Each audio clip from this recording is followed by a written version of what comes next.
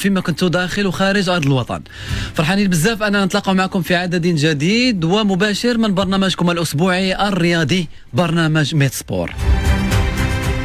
طبعا من خلال جوج ديال السوايع اللي غندوزوها معكم من دابا حتى للساعة كتلقاو معنا أهم الملفات، أبرز الأحداث وآخر وأهم نتائج المباريات كانت وطنية أو دولية بالأسلوب ديالنا في التنشيط والتقديم والتطرق والسؤال، وكذلك بالقرب اللي هو شعار الإذاعة القريبة منكم، إذاعة ميد راديو.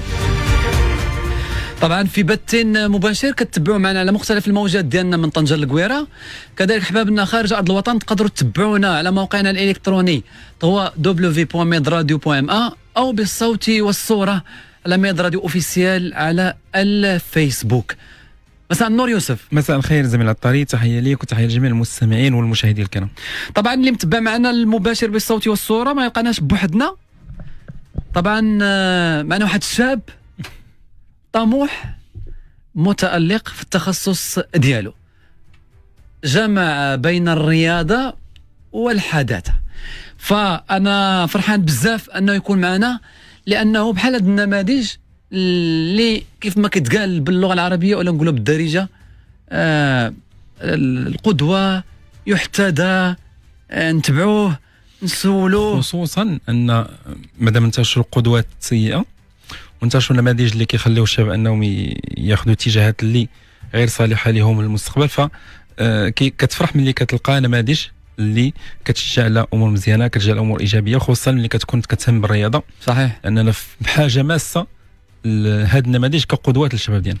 فعلا الامر كيتعلق بالشاب ضياء الدين الطرشاوي اللي هو باحث في علوم الرياضه الحديثة. شكرا جزيلا الأخي العطاري، شكرا للكلمات الطيبة، وشكرا للمتتبعين، شكرا للضيوف الكرام متتبعين الشأن الرياضي وطنيا ودوليا.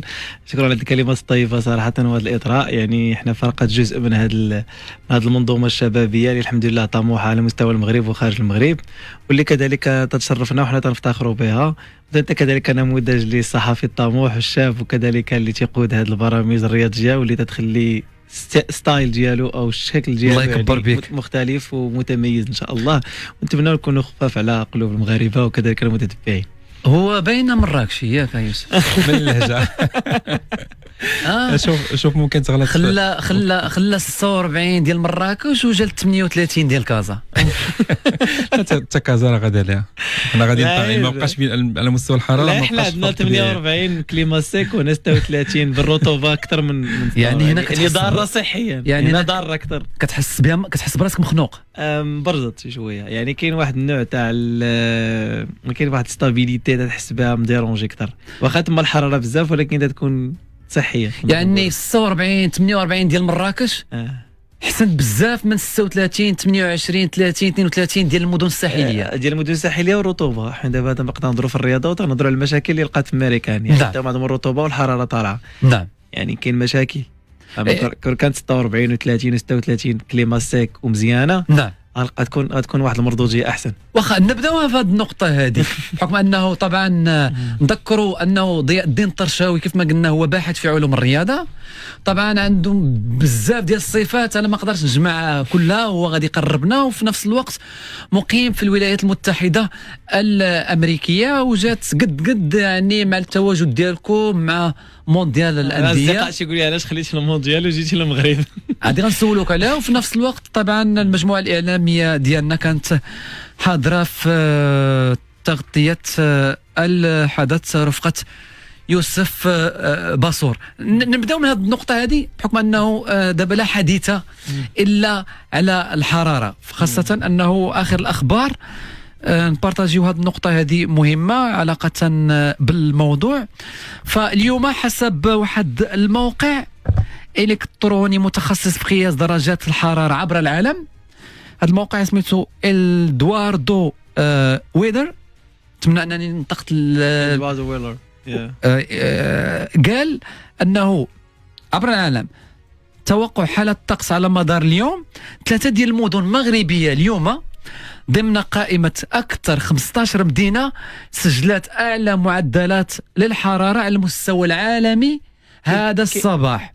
كاين رياح شرقي الان تتوجه للمغرب، تزحف نحو المغرب، يعني درجه الحراره خياليه لمده يلا كتزحف. لا بدات تقريبا هذه 48 ساعه قبل، يعني وصلت لواحد الدوغري عالي. الحراره اللي وصلنا لها اليوم اسبوع ان شاء الله. الله يجيب بك. شكرا. احنا غادي نهار بنهار وضياء الدين. نعم غادي نهار بنهار، وانت قلتي لنا لا، وما عطاو التنبؤ في اسبوع. انا ما كنتيقهمش في اسبوع، نقدر نتيقهم في نهار بنهار. ممكن، ولكن بالنسبه للرياح الشرقيه اللي معروفه الشرقي كما كنقولوا، يعني معروف بهذه الحراره. هذا العام ربما قصح من العام اللي فات تقريبا. حسينا بواحد لا ديفيرونس. نعم.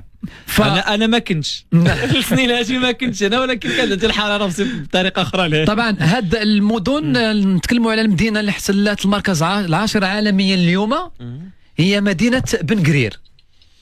سجلات حراره وصلت ل 46.4 درجه مئويه، تقريبا مراكش 45 46. متبوعه بمدينه القنيطره اللي جاءت في المركز 14 عالميا. واو. وسجلات حراره بلغت 45.8 مئويه، في محله مدينه تارودانت في المركز 15 عالميا ضمن قائمة طبعا كيف ما جاء في الموقع من بعد تسجيلها درجات حرارة جوزات بدورها 45 درجة مئوية. انت تحدث على 40 تحدث على 42، يعني نعم. واحد الدوغري اللي الجسم الانسان ما يتحملوش. صعيب. انا سيرتو النيفو دو هيدغاتاسيون، يعني تاع انه يعطيه واحد الترطيب بالماء، ولا كما تنشوفوا دابا الان ولات الرياضات يديروا داك ستوب كولين ولا البريك كولين، يعني صافي. نعم. الجسم الانسان هذو الرياضيين في مستوى عالي يديروا واحد البوز يعني في الحراره، وخاصو يوقف وخاصو يشرب وخاصو يدير الهيدغاتاسيون واعاده ترتيب الجسد، لان غيوصل واحد الوقيته الجفاف راه غيولي في مشاكل عضليه وغيمشيو لك في التنفس. هذو لاعبين في مستوى عالي، ماشي انسان عادي. يعني ما بالك بالانسان العادي. كانت هذه النقطه يعني اساسيه في كاس العالم للانديه. جميع المباريات واكثر من توقف، عده توقفات باش يشربوا الماء، وكان مشكل حتى مساله كانت غير عاديه ان اللاعبين ما كيجلسوش في كرسي الاحتياط. نعم. كيجلسوا في مستودع الملابس في حكم انه يقدر يقاوم هذيك الحراره مباشره. نعم. نعم. طبعا يعني في الحلقه ديال اليوم هي حلقه تلقائيه طبعا، بحال مجمعين من الحباب، وهادشي اللي كيميزنا طبعا انه كتكون الامور الى جانب الاعداد ديالنا والمحاور والاسئله والملفات والاحداث والاخبار. قبل من طبعا هذه النقطه غنرجعوا عليها لانها مهمه، وخاصه جبتي واحد النقطه، الا كان اللاعب في المستوى العالي وكضرب الحساب ويعاني، ما بالك الجمهور، ما بالك اللاعبين. الله يعطيك الصحه. هذه النقطه ذكروني اننا نرجعوا لها، ولكن قبل ذلك الا جات على خاطرك ضياء الدين، انا قدمتك طبعا بباحث في علوم الرياضه الحديثه.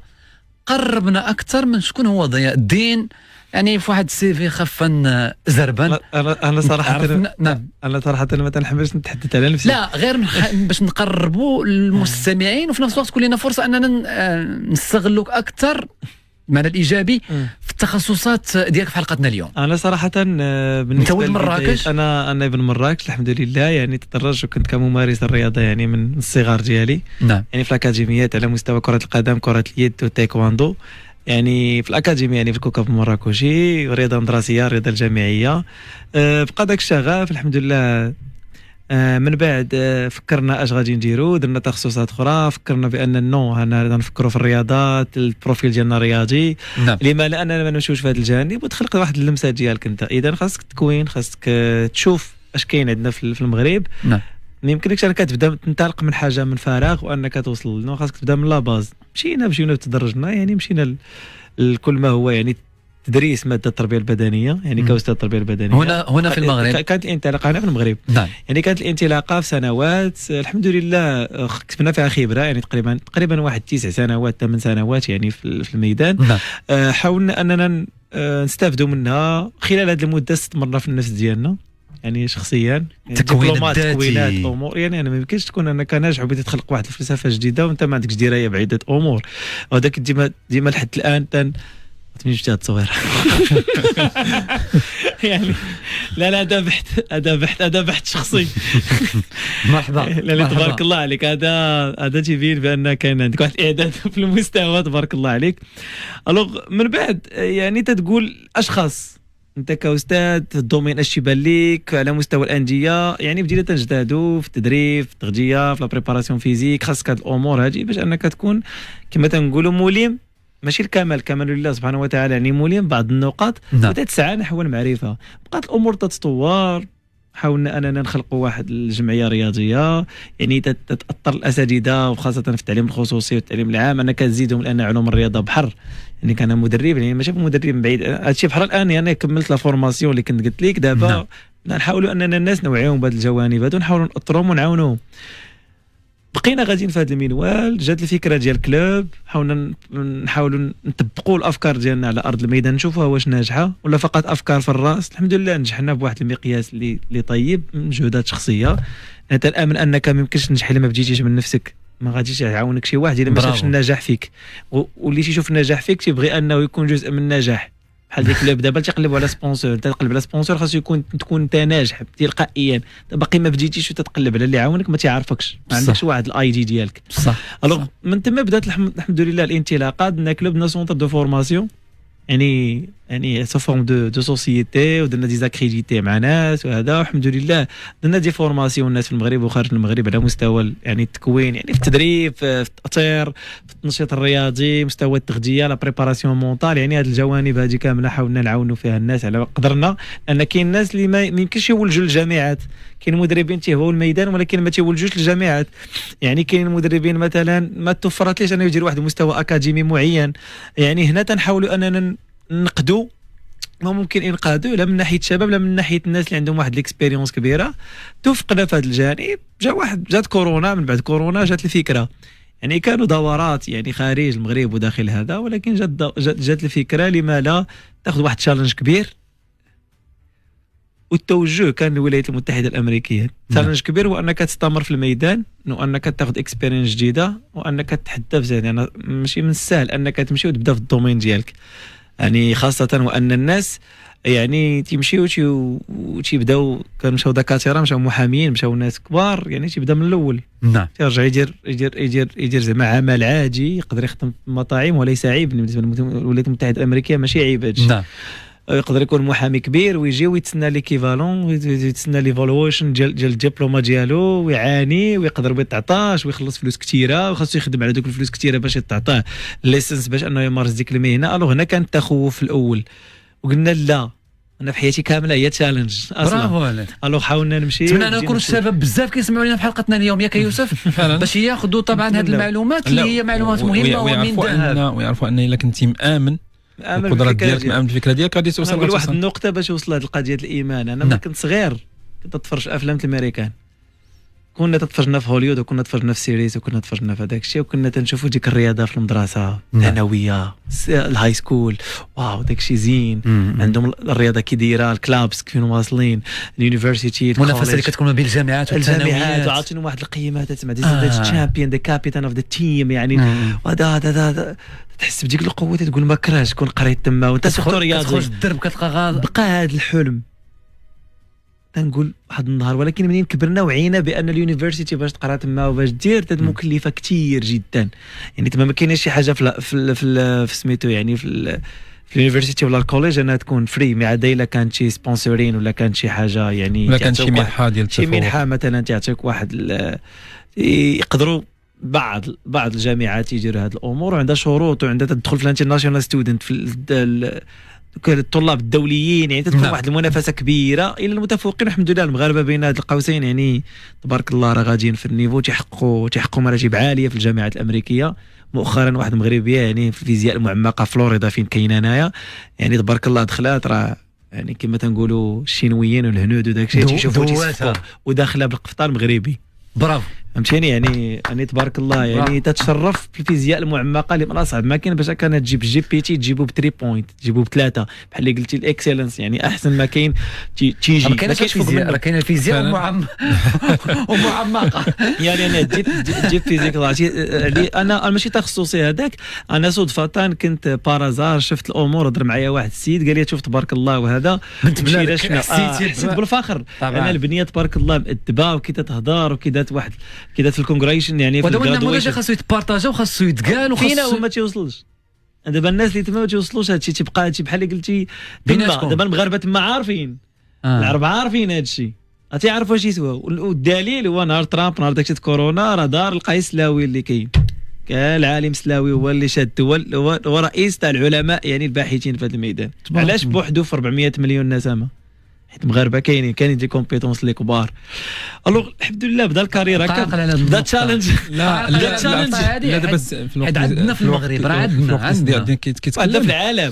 في الوقت اللي كيتكلم استحضرت شنو شفنا، لان تلاقينا مع بزاف ديال المغاربه في تلاقينا معهم في نيويورك، تلاقينا معهم في واشنطن، فيلادلفيا، ومغاربه واصلين. يعني ناس اللي عندهم مسؤوليات كبيره، ناس في الاساتذه في الجامعات، تلاقينا مع صحفيين.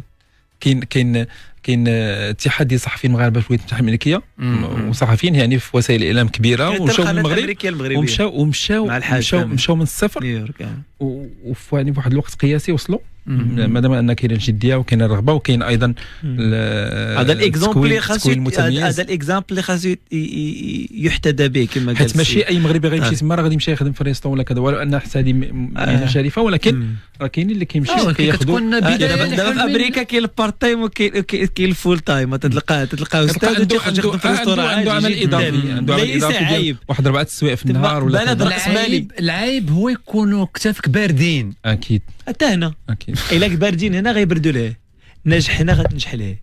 نعم سالينا انت كصحافه مثلا الان الحمد لله ناجح، كون على يقين غتمشي تقاتل. هاد الصفه خلاه انا باقي كنتعلم. لا لما لا انا جيت ماشي سهل. الله يكبر به. يعني كمل معنا. شوف انا اليوم بيناتكم انت ويوسف انا خليني غير نستمتع وفرحان بزاف انني هذه الحلقه هذه ما كرهش انه يعني الشباب يسمعوها بزاف، وفي نفس الوقت اولياء الامور اللي كانوا كيسمعوا لينا تتسالي الحلقه راه كاينه في المباشر على الصفحات ديالنا، بارطاجيوها بحكم انه دي ميساج كيدوزوا واخا بكاسكيطه ديال السبور، ولكن راه تقدر دير الاسقاط ديالها في اي مجال في اي ميدان. خاصك تحب. وصلنا للحب ديالنا الرياضه الامريكيه والاجواء ديال الدراسه في امريكا. بقى داك الحلم، بقى حب. ملي كبرنا شويه وفهمنا بان لا مكلف جدا، وانك باش تمشي يعني تهضر في واحد $60,000 $70,000 $120,000 للسنه تقريبا الا بغيتي دير التخصصات اللي بغيتي. عاد المعيشه عاد يعني كاين بزاف الامور. داكشي غالي ما رخيص، غالي جدا. يعني راه ولكن ما تنساش يعني المعادله كيفاش تكون ان راه الدخل العالي. عارف راسك راه بيكون عندك دخل عالي الا تخرجتي، وبيكون عندك احترام. حيت تما راه ماشي كلشي تيتخرج من الجامعات، ماشي كلشي عنده الفرصه انه يقرا في اليونيفرسيتي والكوليج، راه اغلبيتهم ما تيفوتش الباك. خاصك تعرف المعلومه. يعني القضيه ما سهلاش باش تقرا. واخا يكون امريكاني راه الحلم ديالو تيجمع لولدو العام كامل، هو تيجمع ليه الفلوس سنين، هو تيقرا من صغرو باش يقدر يخلص عليه في الجامعه، باش يخلص ليه اليونيفرسيتي، وها عارير ينجح ليه ويدوز ليه اليونيفرسيتي. ويختار الا بغى يدير ديبلوم تقرا في الكوليج ولا في اليونيفرسيتي، راه ممكن دير ديبلوم مهني مثلا، راه عادي. راه ممكن تكون بلومبي، راه تسمى جراجويت، يعني تخرجتي من سميتو. واخا تلقى فالنسيا مثلا تلقى في واحد البرونج ديال المهنيين، ويحترم المهنيين تما جدا، اصحاب المهن. يعني اليدويه تحترم وتكسب الشيء الكثير. نعم. يعني حنا العكس. انا جاي دابا في الطريق في هاد درجه الحراره صراحه تنضرني خاطري بزاف. فاش شفت اخر صوره جي قبل ما نجي للمغرب، جيت الصوره هذه هذا استاذ ديال سنه في البي اي، يعني ديال السكول اللي تنشتغل فيها كاستاذ ومدرس، واللي كنت نتمنى نكون تلميذ. الحمد لله توفقت بانني ندرس. يعني تندرس ماده التربيه البدنيه والرياضه والهيلث، يعني البي اي تيتشين اند هيلث، يعني الصحه والتربيه البدنيه من الميدل حتى الهاي سكول، من الاعدادي للثانوي كامل. شركتي الميريكان كامله شركتيهم. جمعتي خدمه ديال 4 الاساتذه. راه دابا الاشكال هو كنتي تحلم تقرا تكون انت اتليت، راك ضيعتي 3 الميريكانيين تما. كان واحد يدير الصحه وواحد غادي يدير لا هو تيكون هكا. هذا هو البروجي. حنا عندنا التربيه البدنيه والرياضه هما داك هيلث تزاد. انا هنا كنت ندير هذا البروغرام، يعني الوليدات تنحاول ان نوصل لهم واحد لا بيداغوجي، يعني ماشي انت فقط تدير الرياضه كبراكتيس، انا وقت تدير الرياضه كعلم، فهمتيني. خاصك تعرف بزاف الحوايج، تعرف التغذيه، تعرف كيفاش تنعس، تعرف كيفاش تصرف على شي وقناه الهيدراتاسيون. هادشي كنت نديرو لهم في الكلاسز، يعني تيكون في القسم. هما عندهم هذا البروغرام، يعني هادشي كنت نديرو انا قبل ما نمشي لتما هنا مع تلامذتي هنا. التلامذه غيكونوا تيسمعونا اللي كاين خارج المغرب وهنايا، وتلامذتي اللي باقي معاهم اون كونتاكت من زمان في المغرب غادي يعرفوا هادشي. كنا تنهضر دائما معاهم، كان لورينتاسيون لا بريباراسيون مونطال، كاين واحد الكوتشينغ تيكون واحد لو سويفي، حيت انت الغرض ديالك كتعليم هو انك تكون ايدل، تكون قدوه لذاك الولد، وتعاون لي بارون ديالو في التربيه ديالته. هادشي اللي ما تلقاوهش. يعني كيدخلوا الوالدين في التربيه يقدر يتصنت لك انت وما تصنتش لوالديك، تصنت لوالديه. الا كنتي تعطيه داك ليكزومبل اللي تيقلب عليه، يقدر ما يلقاش في الاب ديالو او الام ديالو ويلقاه فيك. بعض المرات انا تيتصلوا بيا دي بارون تيقول لي هضر معاه انت يتصنت لك. هادشي عشناه هنا في المغرب ولهيه بعض لي زيكزومبل تتكون توجهتي. كاين اللي حيدتيه من الادمان، كاين اللي رديتو تشامبيون دابا، كاين دابا دي شامبيون دون ديك اسماء دابا تاع البوكس وداكشي تلامدي كانوا غادي الانحراف، وكاينين كانوا غادي بزاف ولاو دابا شي شامبيون داروا البادي بيلدينغ، مشاو لكندا مشاو لاوروبا، باقي التواصل لحد الان. نعم غير يعني في الولايات المتحده الامريكيه كتلقى الممارسه ديال الرياضه منتشره بزاف، الملاعب ديال القرب منتشره بزاف، ما بين ملعب وملعب كاينين ملاعب. واش هذه المساله ما كتعاونش؟ يعني ان راه كاين اقبال كبير ديال الشباب وديال الوليدات على ممارسه الرياضه، ما كيعاونش على انك توجههم ولا انك حتى الا ما نجحش في الدراسه تحول المسار ديالو الى الرياضه والاحتراف في الرياضه. واش تهضر على الولايات المتحده ولا امريكا المغرب؟ لا الولايات المتحده الامريكيه. حنا عندنا اشكال على مستوى ممارسه الرياضه نسبه ضئيله، ولكن في الجهه الاخرى الاغلبيه كيمارسوا الرياضه. مارسوا الرياضه، حنا عندهم ثقافه الرياضه، عندهم رياضه تبدا من المدرسه اللي افتقدناها حنايا. مادام الرياضه ان تفتقدت في التربيه البدنيه في المدرسه تخرجنا الابطال منذ زمان، رجعنا اللور. بصح ما بقاش عندنا ما يسمى بالرياضه المدرسيه، ما بقاش نخرجنا ابطال، بما ان كانت هي المشتل هي لا سورس ديال لي شامبيون، هي المدرسه. تما تيبدا كلشي في الام بي اي وتيبدا في السوبر بول، الفوتبول الامريكان تيبدا من المدرسه. حتى في الرساله الملكيه كانت الاشاره على ان ضروره الاهتمام بالرياضه المدرسيه والجامعيه، لان هي المشتل وهي اللي كتخرجنا الابطال. لكن للاسف الشديد يعني ولات ممارسه الرياضه المدرسيه كتقتصر على عطي الوليدات كره خليهم يلعبوا بها ولا يجريو. لا وهادشي كان غير ما بقاش. راه مجموعه من الاسماء طبعا في الكره وفي المدارس وفي السباحه وكذا، كانت بقى في كره اليد طبعا، في الرمايه، في الباسكت. كانت كل مدرسه عندها منتخب ديال كره اليد، منتخب ديال الفولي، منتخب ديال الباسكت، منتخب ديال العاب القوى كيشارك في البطوله الجهويه ولا البطوله الوطنيه العاب القوى، ومنهم كانوا كيخرجوا ابطال. ولكن للاسف هذا الشيء كامل تراجع، ولات الرياضه المدرسيه سوريا فقط. نعم. الاشكال اللي طاري بالضبط هو اولا باقي عندنا التفكير الكلاسيكي والبيداغوجيا الكلاسيكيه في التعامل مع الرياضه في المدرسه. باقي عندنا العقليه القديمه. اولا ما كايناش تربيه بدنيه محضه المستوى الابتدائي، ما كايناش. تيقول لك داك الاستاذ اللي تيقرا فرونسي يخرج يدير ليه شي حاجه على برا، قشقاش كذا كيدير قشقاش، يلعبوا يجريو ويتسمى راه تحرك. علاش ما نبازيش عليه وردو شامبيون؟ علاش من تما تيبدا تما كتبدا من تما انا نعطيه داك الفكر وتوفر ليه ظروف، وتما نحببوا في الرياضه ونعطيها داك لا فالور ونقاد ليه لافراستركتور. عندنا لي سباس في الابتدائيات. علاش ما يكونش هذا الفكر عندنا التوجهي؟ علاش ما نمشيوش دابا الان؟ هضرتي تحدثتي عند الرساله الساميه وحطيتي على البروجي دابا داير دراسه ورياضه، ولكن دراسه ورياضه ما خططلاش، ما منجلاش مزيان، ما واضحاش المعالم ديالها فين غتوصلنا.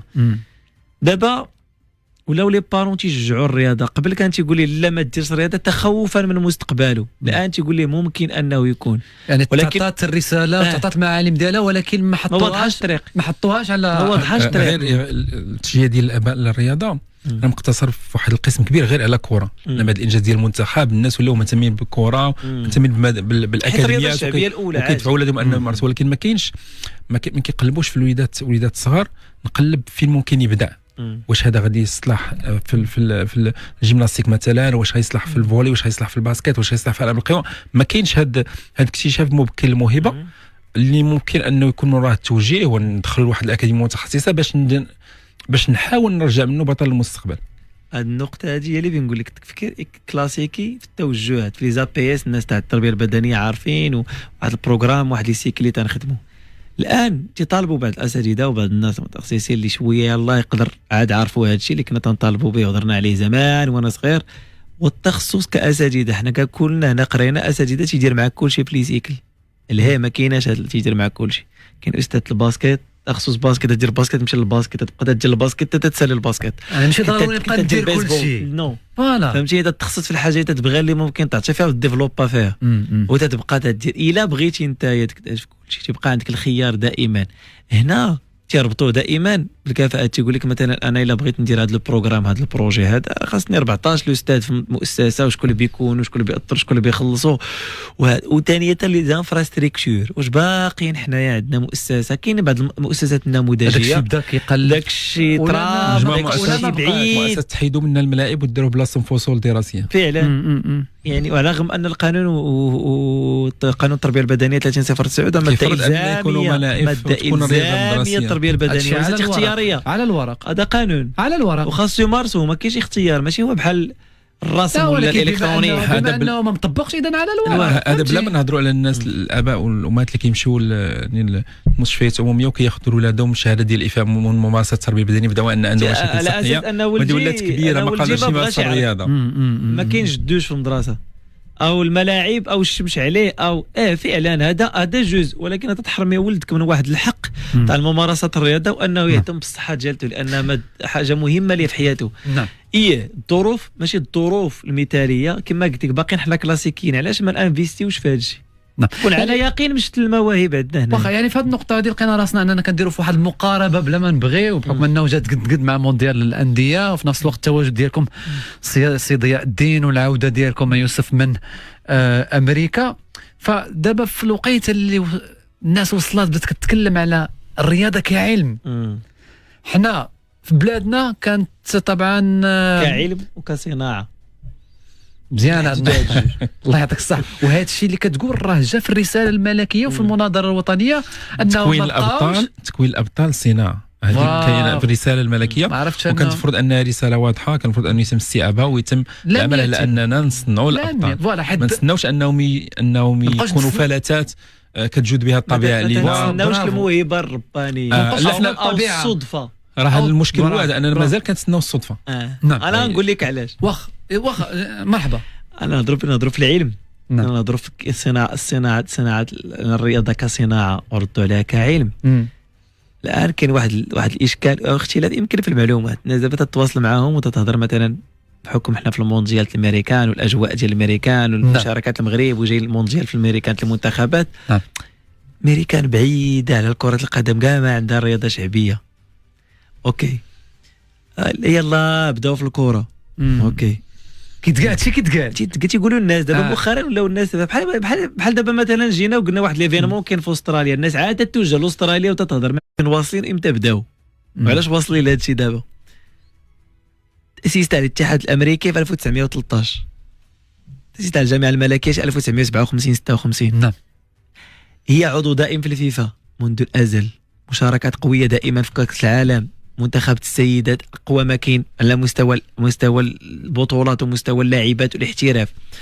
امتى بدينا احنا في الجامعه الملكيه؟ امتى بدات فعليا الجامعه الملكيه؟ في الستينات في السبعينات. اذا شحال الفارق بيننا وبينهم؟ اذا هاد الناس راه فايتيننا. هذا جانب التاريخ بلغه الناس بلغه الارقام تيتصحابهم بان راه الناس بداو الكره يعني وقيله 2008 ولا حيت عندنا 50 سنه عندنا واحد القناعه فيها كبيره، واحد القناعه ان الامريكان كاين البيسبول وكاين الباسكت بول والفوتبول الامريكان. كيبان لهم ان هذه الرياضه الاكثر شعبيه. راه حيت باش الرياضه شعبيه الاقل داك القلال ديالهم دوبل شعبنا شي 3 المرات اللي تيمارسوا كره القدم. لان فاش تكون واحد 400 مليون نسمه امريكيه الرياضه الشعبيه هادي وهادي البيسبول باسكت بول فوتبول امريكان، والاقليه تتمارس. الاقليه راه تتجيباسي واحد 90 مليون 100 مليون بعدا باش تعرف هذه الاقليه. نعم. يعني كاينين ممارسين. الوغ هاد الناس العلم ديالهم عندهم مختبرات اكاديميه تصرف انفستيسمون الدوله الجوفرنمنت تحطها في اكتشاف المواهب وتحويل المواهب. الى رجعنا بالذاكره للوراء واحد شوي، المقابلات اللي جرات على المنتخب لا مع امريكا لا مع كندا عقل عليهم مزيان. اللاعبين اللي تتلعب معاهم ما تحسش بهم بحال شي روبو. سون دي زاتليت لا من ناحيه لا فيتيس لا من ناحيه لا كونديسيون فيزيك لا من ناحيه كونستركسيون منضبطين تكتيكيين بزاف. من ناحيه الدقه تحس بهم يومن بحال اللي مقادين. من ناحيه الدقه في التمريرات والاخطاء قليله والتمركز. هادشي تا في الانبياء ياك بحالو في الانبياء بحالو في البيسبول بحالو في الفوتبول الامريكان. صناعه الابطال راه يقدر يكون ما يكونش يمارس كره القدم وما عندوش واحد الموهبه خارقه ويردوه ممارس ويردوه لعاب كره القدم.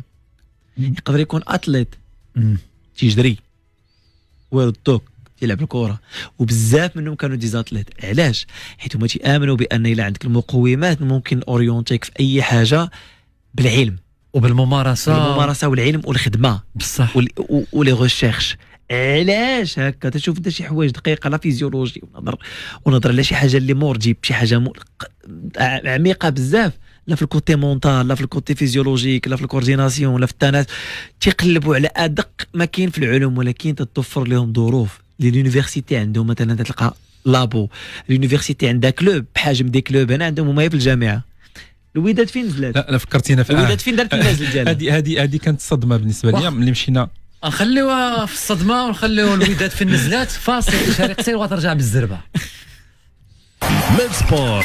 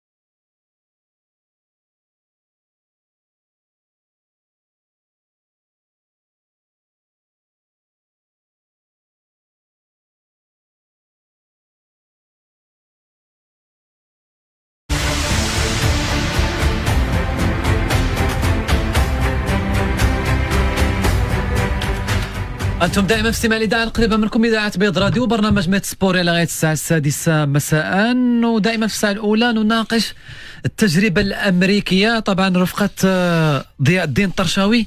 ذكر أنكم باحث في علوم الرياضة الحديثة، وكذلك تشرفون على فئات النخبة في واحد النادي امريكي يعني في امريكا، ايجل سوغر كلاب. واخا غادي نتكلموا على هذه النقطة هذه، ولكن بحكم انه طبعا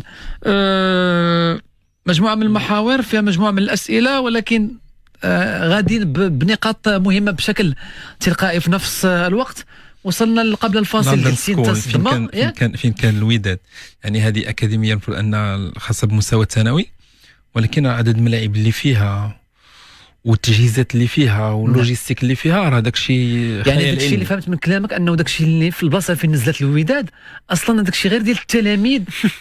المفروض انه غير ديال التلاميذ ديال المستوى الثانوي، ولكن راه كتهضر على واحد الاكاديميه، كتهضر على واحد المصنع ديال اللاعبين في كل مقومات، حتى غير باش تدخل ليها، وعدد ديال السكريتي اللي كاينين، وعدد الناس اللي متكلفين بالملاعب وبالعشب والصيانه ديالو، واحد التجهيزات خياليه. وكان ان محتاجين ان هذا النماذج تكون عندنا. يعني كتهضر على الاكاديميه وحده هما كاين المئات ديال الاكاديميات من هذا الحجم هذا، وكاين اللي اكثر منها ايضا. هذا الفكر الاكاديمي هذوك اللي تنظن ان السكول الهاي سكول اللي حضرت لها الوداد او كانت الاقامه ديالها يعني بابليك سكول، هذه مدرسه عموميه باش نتفاهموا ديال الدوله تيكون عندهم لافراستركتور خياليه يعني راه ما توقعش يعني راه كان عندهم قاعات كضحك دابا بغيت ندير مقارنه وانا نسكت. الرياضه راه واخدينها هما مهمه، واش كنت نصرح بها انا 2017 بين قوسين اللي ضرني في خاطري بزاف رغم انه الموضوع هو انه ما كنتكلمش على البنيه التحتيه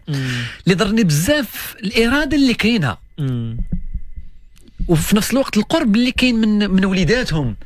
يعني كون كان طبعا بهذا الشيء بالقليل ديال البنيه التحتيه اللي عندنا في بلادنا، ولكن كنشوفوا يعني الدوله باغه فهمتي، والمؤسسه الوزاره باغه، والجامعات طبعا الرؤساء ديالهم. السؤال فين كاين المشكل؟ هذوك باغيين والناس كاينين الاراده توعي. هادشي اللي بغيت نقول لك فين مشكل الاراده ومشكل غياب الاستراتيجيه اللي كان المفروض انها تكون. انا ملي كانت المناظره الوطنيه وكانت الرساله الملكيه، في هذيك المناظره خرجت منها واحد الاستراتيجيه كانت قال ان الاستراتيجيه الوطنيه للنهوض بالرياضه، ولكن بقات حبر على ورق ما تطبق منها والو، بحال المشروع الاخضر.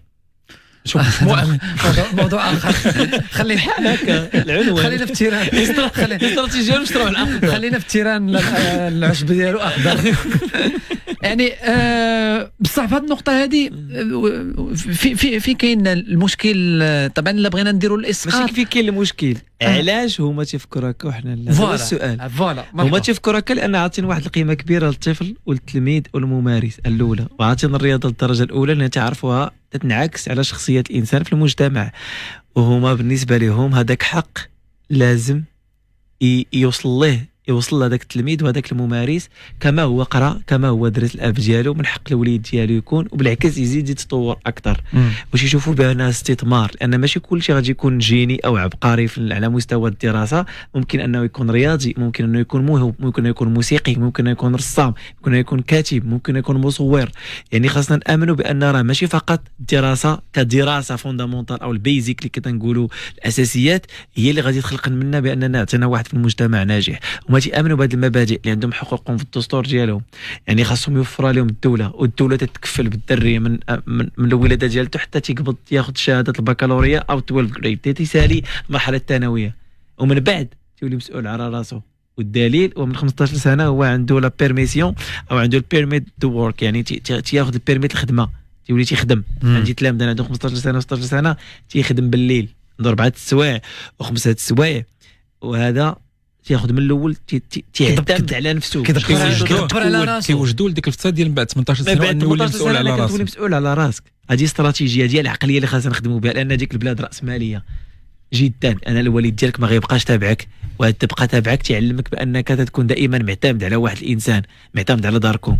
تما راه كاينين بزاف الناس يوصلوا لواحد السن تيقول لي الاب ديالو الكراء ديال الغرفه ديالك وهو في دارو عايش، جيب لي الكراء ديال الدار. هو ما عينوش في هذاك المبلغ بالضبط، عينو ولدي تحمل المسؤوليه وتعرف بان ماشي الحياه سهله، خاصه في الولايات المتحده الامريكيه. الحياه فيها ستريس عالي، فيها مصاريف عاليه، فيها تاكسس عالي، فيها يعني راه ما غاديش ذاك الانسان يبقى كما كنقولوا تيصرف عليك وتيشوف فيك انت لا ما نو، خاصك تقلب على الحل. الحمد لله الخدمه موجوده، انك ممكن دير مهن، كاين مساعدات، كاين هذا، كاين توجيه، يعني كاين اورينتاسيون. حنا ما غنقولوش هذوك الناس عباقره او واري، فقط عندهم واحد الخليط من الثقافات. هنا فين كاين تزداد الصعوبه وتزيد التنوع وتزيد انك تستافد بزاف. لان مثلا تلقى عندك قسم فيه 12 دوله 12 دوله في الاصل، اصله من 12 دوله، هو عايش تولد في الولايات المتحده، ولكن الاب ديالو ثقافته هايتي، بورتوريكو، برازيل، ارجنتين، فرنسي الاصل، كندي. ما كتكون الصعوبه في انك تخلق واحد التجانس ما بين هذا الخليط وتتكون واحد الثقافات بعض المرات انك تطيح في مواقف ماشي هي نقدروا نقول لها عنصريه، بحكم ان العنصريه واخا رغم ذلك في امريكا راه قليله بالنسبه مقارنه مع اوروبا وفرنسا وهذا، يعني قليله جدا، ولكن تكون واحد الخلفيات. بعض المرات تلقى واحد مثلا الاباء تربي اولادهم على واحد الخلفيه، مثلا مع واحد واحد الجنس اخر او دول اخرى او ثقافه اخرى، تيبقى هو رغم انه تولد في امريكان وما كان عنده كونتاكت، تيبقى عنده واحد النظره هو ما يقدرش يقول. انا تعرف ان القانون صارم في هذا الجانب هذا في امريكا من ناحيه تمييز العرق او اللغه او الجسد او لا بالنسبه للمؤسسات لا بالنسبه للاشخاص، يعني كاين واحد القانون صارم تيعرفوا هذا الشيء. نعم. انه ما تيكونش شي حاجه اللي خارجه المعايير، هو تيبان لك في النظرات في التعاملات في واحد الانحياز في هذا تتحس به. وهنا انت الدور ديالك انك تحاول تخلق واحد الانسجام، لان الغول ديالك انت كمربي وكاستاذ كواحد اللي تيقود لا من ناحيه المؤسسه ولا من ناحيه النادي، يعني انت تمارس المهنه ديالك كاستاذ التربيه البدنيه والصحه داخل مؤسسه تعليميه اللي عندها لي كونديسيون ديالها وعندها كما تنقولوا الرولز ديالها، واحد القوانين واحد الضوابط، ونادي اللي عنده حتى هو ضوابط حتى هو امور ديالو شخصيه، يعني خاصك تكون واحد الكلمه ذكرتها عده مرات، التربيه البدنيه والصحه. علاش ما عندناش حنا هذا الترابط ما بين هاد جوج ديال العناصر في المدارس ديالنا ولا حتى في ممارسه الرياضه؟ ما عندناش هذا الترابط وهذا الاتساق اللي خصو يكون دائم ما بين الرياضه وما بين الصحه. الوغ كيما قلت لك البيداغوجيه الكلاسيكيه، الوغ لما لا حنا ما نجيبوش واحد البروجي ولا شي واحد يقترح البروجي ولا نتبنى ولا نفتحوا على عقليات جديده او شابه او ولا نقلوا ما هو ايجابي. ما نقولوش نقلوا، لان افضل انه نقلنا قبل الطريقه السويديه في التعليم، الطريقه الدنماركيه، واش حنا ثقافه سويديه؟ لا، عمرنا ما غادي يطبق علينا داك الشيء، لان احنا بعاد كفكر كثقافه كإرث ثقافي ما يمكنش خاص نموذج مغربي خالص، ولكن بعناصر خاصنا سؤال تيتطرح وليداتنا اش خاصهم؟ خاصو يعرف الصحه ديالته، خاصو يعرف بان البدن ديالو حق عليه، اننا خاصنا نعطيو واحد التوازن، لان سميتها هي التربيه البدنيه، تربيه بالرياضه تربيه بدنيا، هو التوازن ديالو هو في التعامل، تنخلق منه ليدر. انا كنت يكون حشومي كان تيتيقش، كان بريباراسيون مونطال، كاين الكوتشينغ. لا في الرياضه اللي لاحظنا حنا ورجعنا واحد الفيد، رجعنا درنا واحد الميموري واحد النوستالجي. نعم، راه كنا تنحبوا استاذ الرياضه تيبان هو القدوه، نشكيو ليه نقولوا ليه الا كان نازيه وكان تيخدم بالمعقول وكان باغي الخير دوك الوليدات حيت اللي ما على بالوش، ولكن الا كان فيه هذه المقومات تحس به بحال اللي قريب ليك. الاستاذ دار ليا بعض المرات انت كما تبغي دير الحاجه تقول لك لا ولدي ويهضر معاك. بصح انا شخصيا كنعقل في الثانويه وانا مرت في الاعداديه كنت كنتسنى الحصه ديال الرياضه وفهمتي وحبا في الاستاذ، ونبغي نكون مزيان في هذيك الحصه باش الاستاذ انه نشوف هذيك الابتسامه ديالو ولا يقول لي وكيقول لك ولا يقرب منك ولا وليدي يدير هادي تحس به انت عطاك واحد القوه ولا عندك مشكل ولا يصيفطك غير كان هذه قضيه ديال يصيفطك الفيستير تجيب البالون. زعما كيعرفش انا اللي صيفطني نجيب البالون. انا ولا حسن منك تعطيك واحد الثقه نسبيه. وكانوا عندنا وجد نماذج ديال الاساتذه، كتلقى واحد الاستاذ اللي كيخدم مثلا حصه ديال الباسكيت كيخدم معك باسكيت، القواعد ديالو والقوانين ديالو، الهوند كذلك، جميع الرياضات. وكنتي كتلقى بعض الاساتذه اللي كيلوح لك الكره وكيخلي اللعابه كيخربقوا كيديروا داكشي اللي قال راسهم وكيجلس في كرسي وكيتفرج فيهم، ولا كيعمر براد ديال اتاي وكيبقى يتفرج حتى كتسالي الحصه ديالو سيروا دوشوا سادين. كاين اسباب متعدده، حيت انا هادشي حضرت ليه ومني درت الدوره التكوينيه داكشي. الاساتذه كاينين كوم دي كاتيجوري، كاين اللي تيقول لك انا عييت، عطيت في واحد الوقيته عييت، يقدر يمشي يدير شي حاجه اخرى. لا اللي بنقول لك هذا بدا تنقول لك انا الوضعيات، اما الحلول عرفتهم. الوضعيات تيقول لك انا عييت، عطيت في واحد الوقيته ما لقيتش الفيدباك، ما لقيتش واحد الرد. تنقول لهم عطيوني مثلا هي البالون، بغيتي لوازم انا ما كيلقاهمش كيفاش غادي كاين شي صافط اساتذه تيطرفهم من جيبهم حبا في الرياضه، تيجيب لي بالون تيجيب الماتيريال، ما تعطيه حتى شي واحد شي حاجه، ولا خاصو واحد البروسيس كبير، يعني خاصو واحد المتطلبات اوراق وطلع وتسنى سنه العام. انا شوف ضيع الدين، انا مع هذا الاستاذ هذا، انا مع هذا الاستاذ هذا، وهو المؤسسه ما عطاتوش باش يخدم، وكل مره جيبوا الماتيريال غيجي واحد النهار غادي اللي بغى يلعب الرياضه يلعب، اللي ما بغاش يلعب. نقول لك السبب الثاني، هذا السبب كاين. تقول لك انا ضربت 10 سنين، شحال عندي دابا 40 سنه 45 سنه، تقول لك انا تعينت في 23 سنه ضربت جاجي ودرت هذا. تيقول لك هذا النوع هذا بالنسبه ليا عنده الصح وما عندوش الصح. عنده الصح لان هذيك امانه، ما الدراري ما سوقهمش في هذه الجوانب. مادام انت درتي ديك المهنه خاصك تحمل مسؤوليتها وتعطينا 100%. كاين واحد الجانب اخر تكون بعيد على الجانب الرياضي. كان واحد المشكل كان شحال هادي تكون عندك ليسونس ولا اجازه وتدفع، يقدر تكون تا فلسفه، يقدر تكون تاريخ، بعيد كل البعد على الرياضه. كما لقيتيش ما يدار تدفع الكونكور تيسر الله سيدي، تلقى راسك استاذ التربيه البدنيه عمرك ما جريتي في حياتك. اش يوقع ليه؟ تكثر عليه داك الشيء، حيت اهم حاجه في لابيداغوجي والتدريس شناهي؟ هو لا ميتريز، هو انك تضبط الكلاس. اتقان. ملي تضبط الكلاس شنو هو اهم حاجه ثانيه؟ هو انك تخلي ديك الكلاس تحب دوك لي زوبجيكتيف اللي جايبيهم نتايا. تصور انت تلميذ انت بعيد عليه، هو خدام داكشي اللي بغيتي تخدم، حيت هذا اعلى دوغري في لا بيداغوجي. ما واقفش عليه وكيدير الخدمه كيف ما خاصها الدار. هو تيحس بها بان هذيك مهمه ليه هو، ماشي حيت واقف انا. هذه هي التدريس، ماشي حيت انا واقف عليك تنخلعك مثلا او تخوفا مني او دير لي الحساب. نو، خاصني نوصل لك لواحد الدوغري تاع انك تخدم وانا ما النيفو نتا سي ضياء الدين اللي غير هذا كتلميذ. ما بالك الناس اللي خداو الدبلومات وخدامين في هذه القضيه هذه، انه كيدير شي حاجه غير على قبل انه مثلا غيدير هذيك الخدمه حقا حد الباترون مثلا حقا باش يدوز الصالير حقا يعني تيحباش. راه هذا هو المشكل، تنجي داكشي ما تنحبوش. اغلبيتها تخدم في كاين المشكل واش المؤسسه ما كتعاونناش في التوجيه ديالنا، توجيه من الصغر ما كاين ما يدار. لا ديما كاين ما يدار. نعم، انا قلت بالعاني خاصك تخلق ما يدار. حيت انت تحب الرياضه غادي تقلب تدخل لها باي طريقه. تعرض راسك انت دير ستاجات لانك جاي انت بواحد الخلفيه ما عندهاش تجربه. تجربه انت تخلقها لراسك. الفلوس ماشي هي اللي تكون هي الاولى، حيت حنا الاشكال اللي عندنا تيقول لك يلاه جينا الدبلوم مشيت سولت قال لي راه غادي تبدا معنا ستاج. راه عنده الحق. يلا بديتي بصح. شنو هو لو بلوس اللي غادي تعطيه نتايا اللي يخليك انك بالزربه تحيد من ستاج تولي؟ شنو هو لو بلوس؟ اش غادي تعطيه؟ هو اللي غادي يعطيك. هو اش غادي تعطيه؟ بصح هو راه غادي يعلمك، انت خاصك تعطيه. بصح حيت هو غادي يخلق لك واحد الارضيه. حنا راه هادشي اللي بدينا به.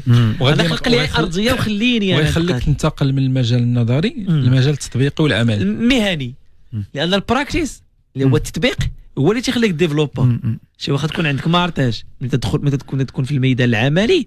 مثلا حنا مثلا تنهضروا في الرياضه وعندك تدريب مثلا، انت عندك تدريب اوكي مزيان، انت قريتي مزيان، ساليتي كاع لي ليسنس اللي كاينين، وعمرك ما جيتي فرقه، عمرك ما عشتي الاجواء، عمر جا شي واحد. انت تولي خاصك تقول الانسان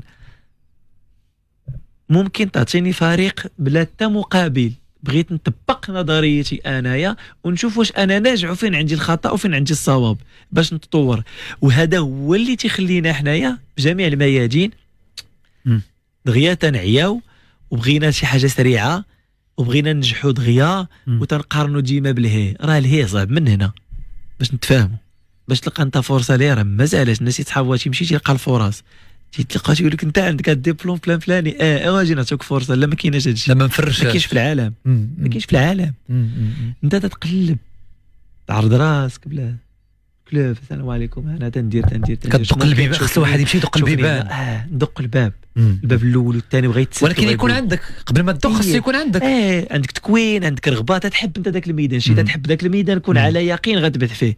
مؤخرا باش نضحكوا ونخرجوا في اطار بسيط، اطار الضحك. دابا الناس تلقى مثلا ما قاريش مزيان، بنات دابا وداك الشيء ما قاريش تا قريتها فرونسي ولا عربيه وتقول لها مزرحه، تتعلم التركيه والكوريه. علاش؟ كتقلب على فرصه حيت تحبها. السؤال بغاتها بصح، تبدا تهضر بالكوريه وهي واحله اكسبريسيون اكريت. بصح كوريا مشات لها علاش؟ حبا.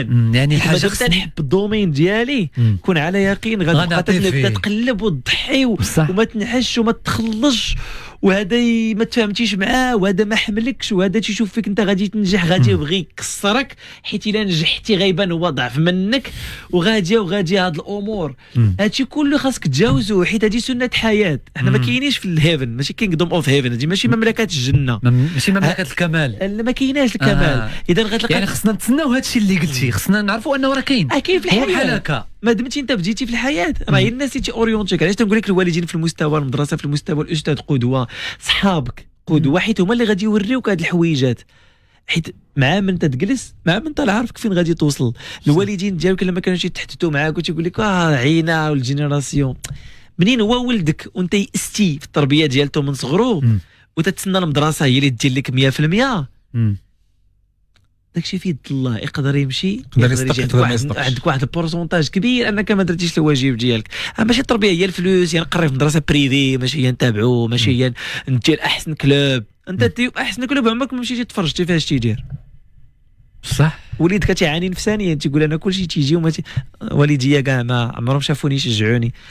الامريكان تيتبعوه، يقدر يخلي خدمته كامله، يقدر ينهار الفلوس، ولدو عنده كومبيتيسيون، يقدر يعرض على عباد الله ويجيب لهم الماكله وتيجي شي عشناه. علاش ولدو كاع ما تيلعب مزيان، وهادشي ما كيلعبش مزيان، وتيشجعوه ولا فيتات ولدي وفلان وسميتو. علاش؟ تيربي ليه شخصيه وما بغاش يكون بطل حيت عارفو ما عندوش، ولكن تربي ليه شخصيه وتيلقى في راسو بانه ممكن يكون واحد النهار وممكن يدير حوايج اخرين ينجح فيهم. حتى لما كانش بطل في هذيك الرياضه نفسيا كتدخل له بزاف ديال المعطيات اللي تخليه يكون بطل، وتيعرفوا يهضروا معاه، بطل في التخصص اللي غادي يدير من بعد.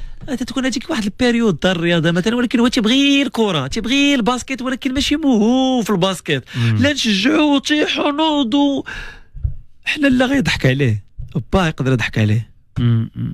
تنكسروا الناس حتى من البدايه. ولا حط تمك اقرب واحد لك، ما بالك البراني، ما بالك الزملاء ديالك، ما بالك المدرب. فباقي ما وصلناش للمدرب كيفاش يتعامل، وباقي ما وصلناش اش خاصو يكون فيه. حنا باقي تنهضروا في الاسره اللي انت اقرب لها، اكثر وحده غتخاف عليك.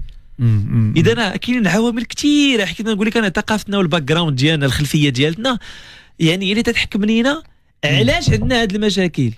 بين لي يوسف خاصنا نتعاودوا بزاف. وي يعني صراحه خاصه في الوقت اللي حنا دابا الحياه تبدلات بواحد السرعه، في الوقيته اللي دابا وصلنا طبعا للذكاء الاصطناعي، الوقيته اللي وصلنا فيه انه العالم ولا قريه صغيره، الوقيته اللي ولينا كنلقاو راسنا كنديروا نديروا المقارنه غير بداك الشيء اللي كنشوفوه في التليفون، الوقيته اللي الصاحب كيجر المدرسه كتجر المجتمع كيجر، يعني الحياه والتربيه ما بقاتش صعيبه، ولا صعيبه. كان يعني الا كان هو دابا هادشي كامل في الميريكان كنموذج اللي كلشي كيتعاون باش يكون هذاك الشاب ولا ديك الشابه على الاقل يتحمل غير مسؤوليته، هادشي كامل باش يتحمل مسؤوليته. ما بالك في المجتمعات، وحنا اللي كيهمنا هو المجتمع المغربي اللي بامكاننا هادشي هنا فين كيبقى فيا الحال، انه بامكاننا نكونوا مزيانين في المغرب.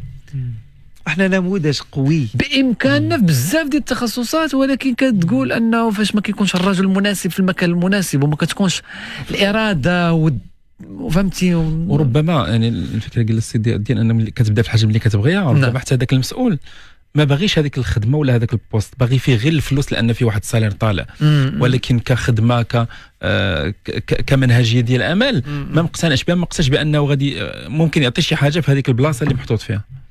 راه اكيد مادام انني ما تندير واحد الحاجه ما تنحبهاش وتنجي كل نهار وانا ما فرحانش وما بداتش باش نعطي واحد 100%، كون على يقين انك تضيع بعد جهدك انت اولا، وتتحرق راسك نفسانيا وتتحس براسك دائما كتبقى في واحد الروتين اللي كيتعاود نهار بعد نهار، تبقى في واحد لا زون كلها نيجاتيف فايبس، كلها فيها واحد المجال كله سلبي. الوغ بغيتي ياثر عليك على حياتك الشخصيه، مع عائلتك، مع وليداتك، مع لونتوراج، انت دائما كاعي، انت ما عرفتيش علاش كاعي، واخا ما هضر معك حتى واحد، ما يسمى بالاحتراق النفسي المهني، تبقى تحرق راسك لانك انت كما قال الاخ تدير شي حاجه على ود واحد الغرض، ودائما ذاك الغرض تيكون مادي. مزيان نقيم راسي ونبغي شي حاجه ما احسن، ولكن على الاقل ندير شي حاجه اللي قريبه للدومين ديالو. تقول لك ما لقيناش ما نديرو هادشي اللي كاين في الوقت تفرضات علينا، ولكن على الاقل ملي تفرضات عليك وكانت نقولوا اقدار ولا شي حاجه، حاول تحبها، فهمتيني، حاول انك تبدع فيها، حاول انك تقرب من هذيك المهنه كيف ما بغات تكون، ماشي انك ديرها فقط لاجل انك خاصك ديرها باش تربح، وانك تدمر فيها ناس اخرين تدمر راسك في المرتبه الاولى. نعم. واخا احنا في المغرب فين حنا دابا؟ حنا في واحد العجله تاع التطور بطيئه جدا. بداو مشاريع كبيره، والدليل ان هضرنا على الولايات المتحده الامريكيه، انا تضعف الاكزومبل المغربي او النموذج المغربي غادي في واحد التطور اللي سريع، وتنبأت ليه ب 15 سنه او 20 سنه غادي يقفز على المستوى الافريقي والمستوى العربي، وغادي تصنف من الدول اللي قويه لانها عرفت المكانه ديالته. نعم. لا من ناحيه الثقافه، ولا من ناحيه الصناعه، ولا من ناحيه من ناحيه الامكانيات. رياضيا بالنسبه لي انا شخصيا، فهمتيني، تنشوف راسي بان السياسه رياضيا في المستوى الاحترافي والمستوى الهاوي. بالنسبه للاحترافي تتقصد به بالنسبه للانديه او تتقصد به بالنسبه للمنتخبات؟ لا، المنتخبات هذاك الملف ديالهم بوحدو، فهمتي. بالنسبه للانديه الانديه في كل الرياضات، كانت الكره، في كل الباسكت، الرياضات. الفولي، واخا انه كاين 54 جامعه ولا 53 كاين شي جامعات غير بالسميه ما عمرنا ما دوينا عليهم. وصراحه كاين الرياضات اللي يعني ما يمكنش اصلا تدوي عليك وانت ما كدير والو، كيفاش انا غندوي عليك؟ مؤخرا سمعت بان غادي يتم تجديد الملعب تاع الهوكي في الرباط. انا بالنسبه لي هذا جانب، انا فهمتيني واش حنا غادي ندير واحد الميزانيه اللي ضخمه لواحد الرياضه اللي غير شعبيه واللي غير غتكون فيها قاعده ممارسه فيها، مي عاده الا كان بتكون اشعاع على المستوى الافريقي وتكون تسويق للرياضه وتسويق للوجه المغرب. الا كانت هذا المشروع يقدر نمشيو معاه في اطار الصناعه الرياضيه، ولكن الا كانت اطار اخر علامه استفهام. هذا الجانب هذا تنقولوا مثلا ناخذوا الكره كي تناخذوها دائما بحكم هي الرياضه الشعبيه الاولى اغنى جامعات تتصرف عليها الاموال كبيره، وتنقولوا بان عندها امكانيات. البطوله ديالتنا ماشي كنقولوا عندها امكانيات كبيره، وتنقولوا بالنسبه للامكانيات ديالها مقارنه مع نوادي صغيره في دول اخرى لا تعني شيء كامله. فهمتيني؟ لا تعني لا شيء. كان يعطيك انا جامعات امريكيه الميزانيه ديالتها تفوق الجامعه الملكيه بسنوات ضوئيه. ماشي في الكره، في الرياضات كلها.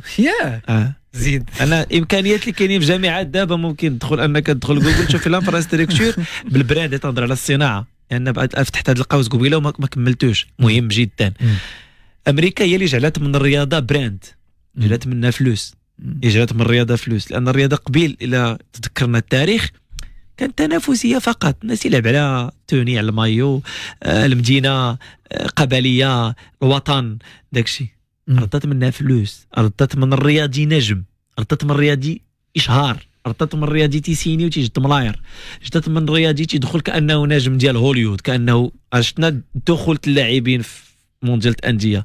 اللاعبين باروا به ما جاهم في شكل ما عرفوش كاع كيفاش يدخلوا، حيت داكشي تاع الام بي اي وتاع انهم كل لاعب كيدخل بوحده مع العالم والرمز ديال الفريق ديالو، الترحيب كيفاش كيتم به، كيفاش كيستفق ليه الجمهور. هادشي تنطبق على الرياضات ديالهم، وهذه ثقافه تاع التشهير حتى الموقع اللي كيدخل منه اللاعبين مختلف على البلاصه اللي كيدخل منها اللاعبين عندنا حيت داكشي تاع السوبر بول تاع الفوتبول الامريكان ديال نفس الثقافه، لانه تيعطيو كما تنقول لك تيفالوريزيو اللاعب، تيعطيو واحد القيمه تتولي نجم بحال شي ممثل، انت تتشوفو ما تيبقاش يبان لك كانه كيبان لك اللاعب وكانه داخل في السجاده حمراء. الدخله اللي دخلوها اللعبه ديال الوداد ما عمرهم ما دخلوها، فهمتي؟ كتحس براسك ما عبر شي لعاب هذوك دخلها كاملين اللي مشاركين.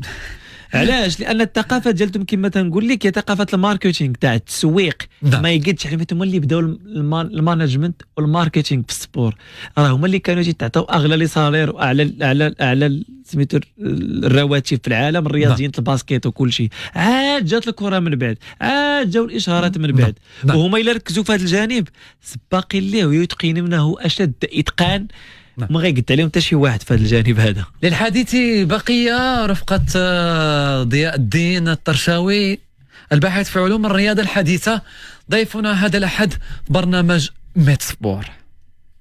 ميت سبور على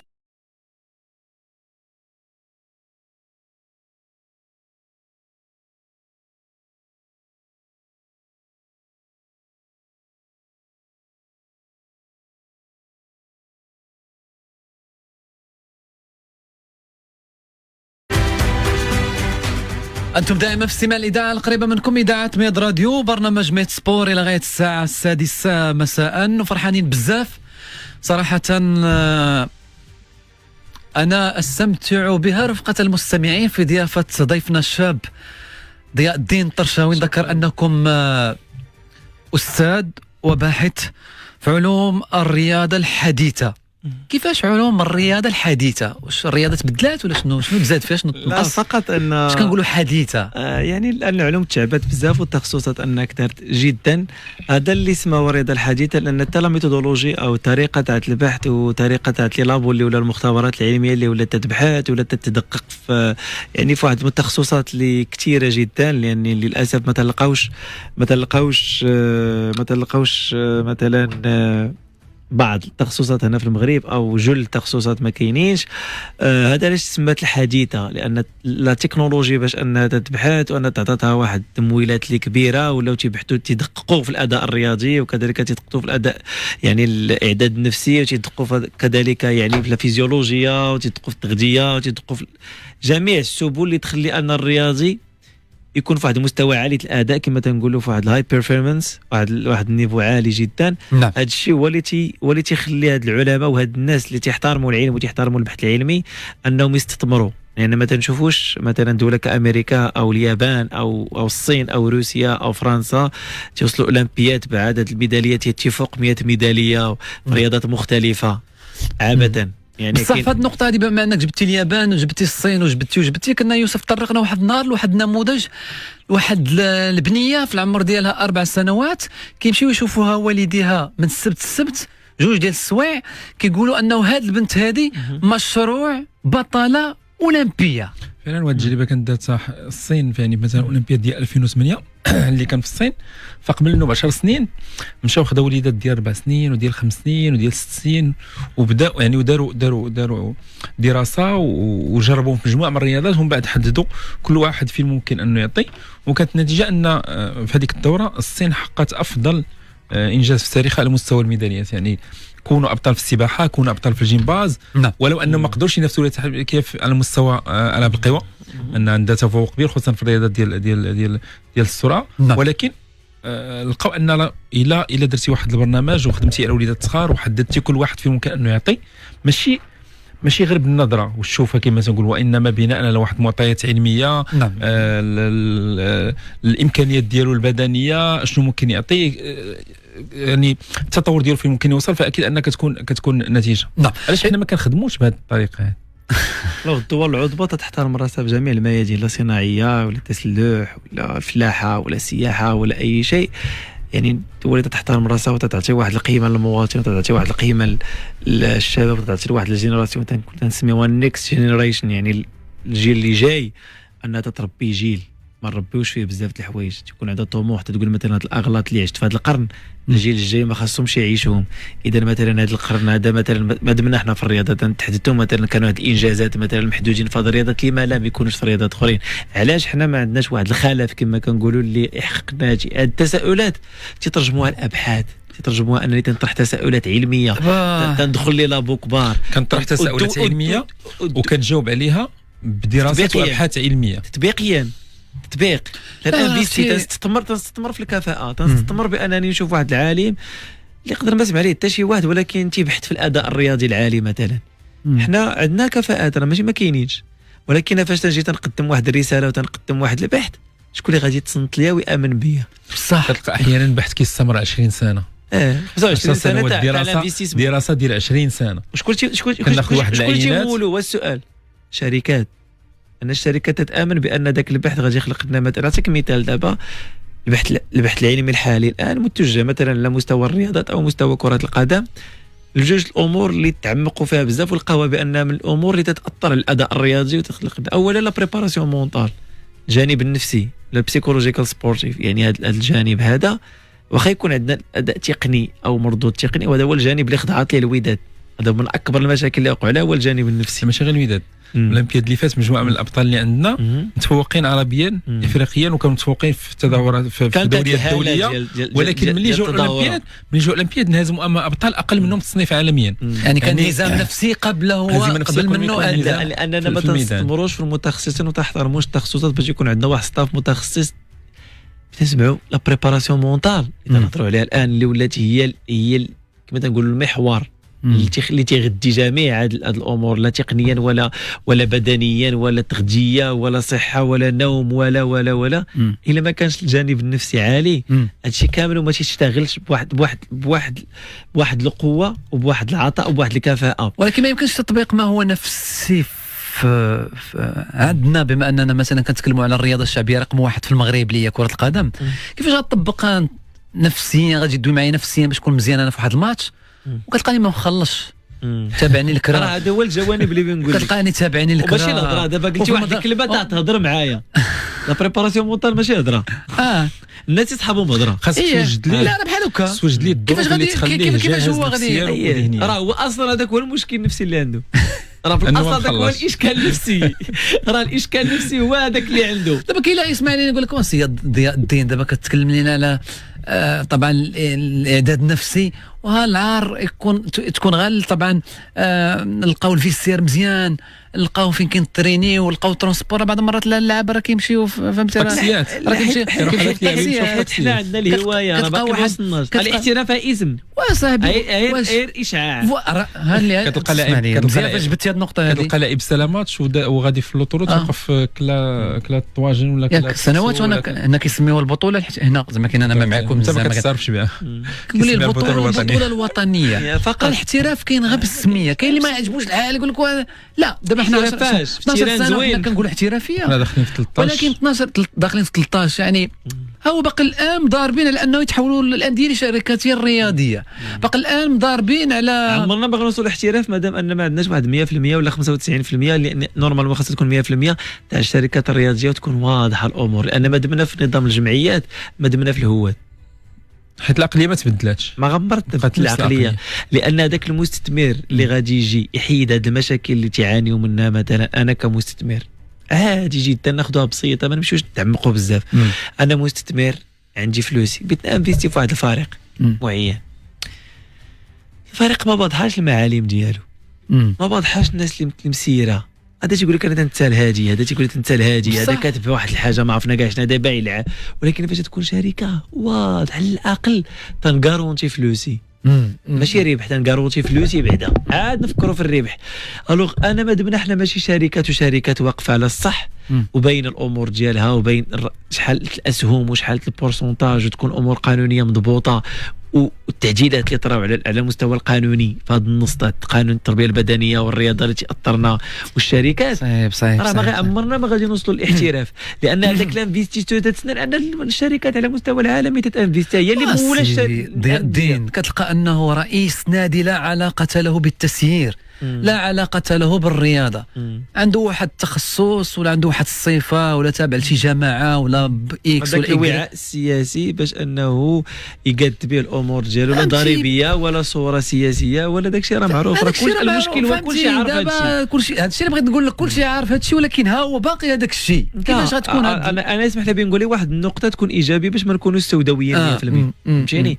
دابا السياسه اللي جايه في الرياضه في المغرب على مستوى الجامعات نهضر على كره القدم بحكم هي الراس مال الكبير اللي تتسير باش ما نكونوا سوداويين 100%. والتطور كاين الصرامه جايه غير هو ما يمكنش حنا باقي تنهضر لك على العقليه المغربيه ما يمكنش انك تجي ويطيح القرار يعني بهذه الطريقه مفاجئه وانك تبغي تنقي 100%. مستحيل لان تراكمات سنين. الوغ الان خاص الغربله بشويه الامور تتحدد وتتحط قوانين وكون على يقين. تنعاود نقولها لك يعني راه غيتفلتر هادشي بزاف لدرجه انك باقيش غتلقى شي فروق. غيتفلتر مزيان تولوا الفروق ما كاينيش خاصه وداكشي تاع دوزيام سيري تروازيام سيري وداكشي. علاش اغلبيتهم يقتات باسم الجمعيه وتعيش باسم الجمعيه ما عندكش فلوس انت حيت ما كاينش غادي يجوك الفلوس وكيقدر شي حوايج بسميه الجمعيه لان ما يمكنش انت توصل لواحد النجاح الا ما ضحيتيش انت بديتي حيت هي سميتها جمعيه في الاول والاخير عمل تطوعي.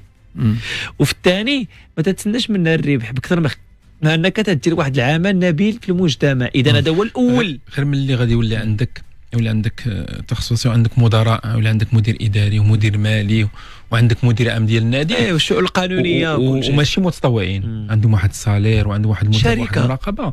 يعني النتيجه غتكون لان هذاك السيد جاي محطوط في هذاك البوست عنده واحد المهمه محدده الا ما دارهاش غادي يمشي في حالاته.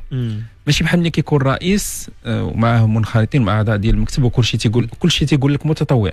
بما ان هذا المتطوع راه ماشي 100% ماشي 100% التقرير المالي والادبي غريب مسين عليه ناس منخرطين اصدقاء. وشوف كان واحد التقرير مالي اللي فيه واحد التقرير مالي فيه 27 مليون سنتيم ديال الماء قرايه ديال الماء تحسبوا قرايه وكانت فيه 30 مليون ديال السنتيم بس صبنوا التونيات في موسم واحد. صبنوا التونيات صبنتي التونيات 38 مليون سنتيم واخا يكونوا صبنوا وكتلقى المختلفات كازا كتلقى المختلفات كازا كامله في العام ما طلعش كتلقى المختلفات واحد 400 مليون سنتيم انا كمستثمر واش غندخل في هذا الشيء اللي ما واش انا غتبان لي مختلفات كل ريال وكل درهم تصرف مختلفات فين مشى. وراه خاص يكون عندك نظام محاسباتي واضح. علاش الشركه علاش اغلبيتي تهرب من الشركه حيت الامور بتولي واضحه كما تنقولوا المصريين مبني على المكشوف. ما يبقاش نار ما كاينش شي حاجه بحالك تقول لنا شحال كانت سالكم ما كاينش شي حاجه تبرر بون لا بون خصك ما فاكتورة. تعتبر، لا عطينا فاكتور فاكتورة. اوفيسيال باش هذاك السيد يتحاسب اه يتتابع قانونيا، نشوفوا التيفيات ونشوفوا المسائل، ندخلوا في داك الشيء تاع شراء الفواتير وداك الشيء وي. قصه بوحده. الان القانون غادي يولي صارم اكثر، بالضبط قوانين، يعني بالضبط قوانين صارمه، بتعطونا واحد الامور اللي بعيده كل البعد على التاطير. بيوليو قوانين باش تاسس جمعيات رياضيه في اطار جمعيه ولكن هي غتكون شركه. غادي يوليو شروط اللي غتخلي الناس انهم يخرجوا، شتي كما كنقولوا حنا بدارجتنا باش نبقاو مغاربه ما نكثروش امور تقنيه كثيره بزاف. اللي فكر شي العجينه غادي يخرج بحالو بوحدو، غادي ينسحب، يكبر عليه الشغل غينسحب بصح. حيت المجال اللي كان وغيتفلتر كيلعب اللي بغى فيه، يخدم حيت يعني- المجال اللي كان كيلعب فيه غيولي اضيق اضيق جدا، وغادي تضيق عليه الخناق وما غيلقاش، لان هذاك هو اللي كان الغرض ديالو. إذا اللي واللي الغرض غنشوف- ديالو رياضي غيبقى. تضحيه وغيبقى مم. غيستمر وغيبقى، وداك الشيء الشعارات وجايب انا الجروب وبين الترشح وداك الشيء عندك ما يبقاش بزاف. دخل مستثمر السي غيولي صعيب انه تزعم انك تقدم الملف ديالك لترشح نادي ما. علاش؟ لان الامور غير بين غتولي قوسين اوضح. ذكر انه في هذه الاثناء يرفع اذان صلاه العصر حسب توقيت البيضاء والنواحي. تقبل الله صلاتكم. تفضل. غيولي عندك مجلس اداري ديال شركه، عنده رئيس، عنده مهام واضحه، الجمعيه عندها واحد النسبه ديال الاسهم، غتفتح المجال من المستثمرين، والمستثمرين اللي كيحط فلوس راه كيراقبها. اللي كنقول راه ماشي لان كيلعب عندي نقول لك فلوسه ما كاينش هكاك. مستثمرين، كاينين مستثمرين. مثال رجاء الوداد ما كاينش على مستوى كذا ما كاينش مستثمرين، وما كاينين دي زارشي مليار ديالو، ما كاين يجي مليونير هنا، ولكن ما كانش ممكن يدخلوا في فتره سابقه، ما يمكنش. لان ما يمكنش يحط فلوس وفي الاخر يتقال لي ان راه الفرقه عندها 6 مليار شكرا ديال لك، راه الكريدي. ضحيتي مع الفرقه وراك انت غدير لك تيمثال في الاكاديميه على اساس انت اللي ضحيت. لا هو مستثمر. وين حط فلوس خصو يخرج فلوس. وين رابح بجوجنا، ما خاصهاش تكون ويل دابا كاينة- هذه مقاربه جميله جدا. طيب ما يكونش ويل بجوجنا في الخساره، فلوس مشات، نعم. ما ربحاتش الفريق انجازات رياضيه، السيد اللي مستثمر ما ربحش، الجماهير مقلقه، اش ربحنا؟ ويل نعم. لا خاصو يكون وين واضحه الامور. نعم.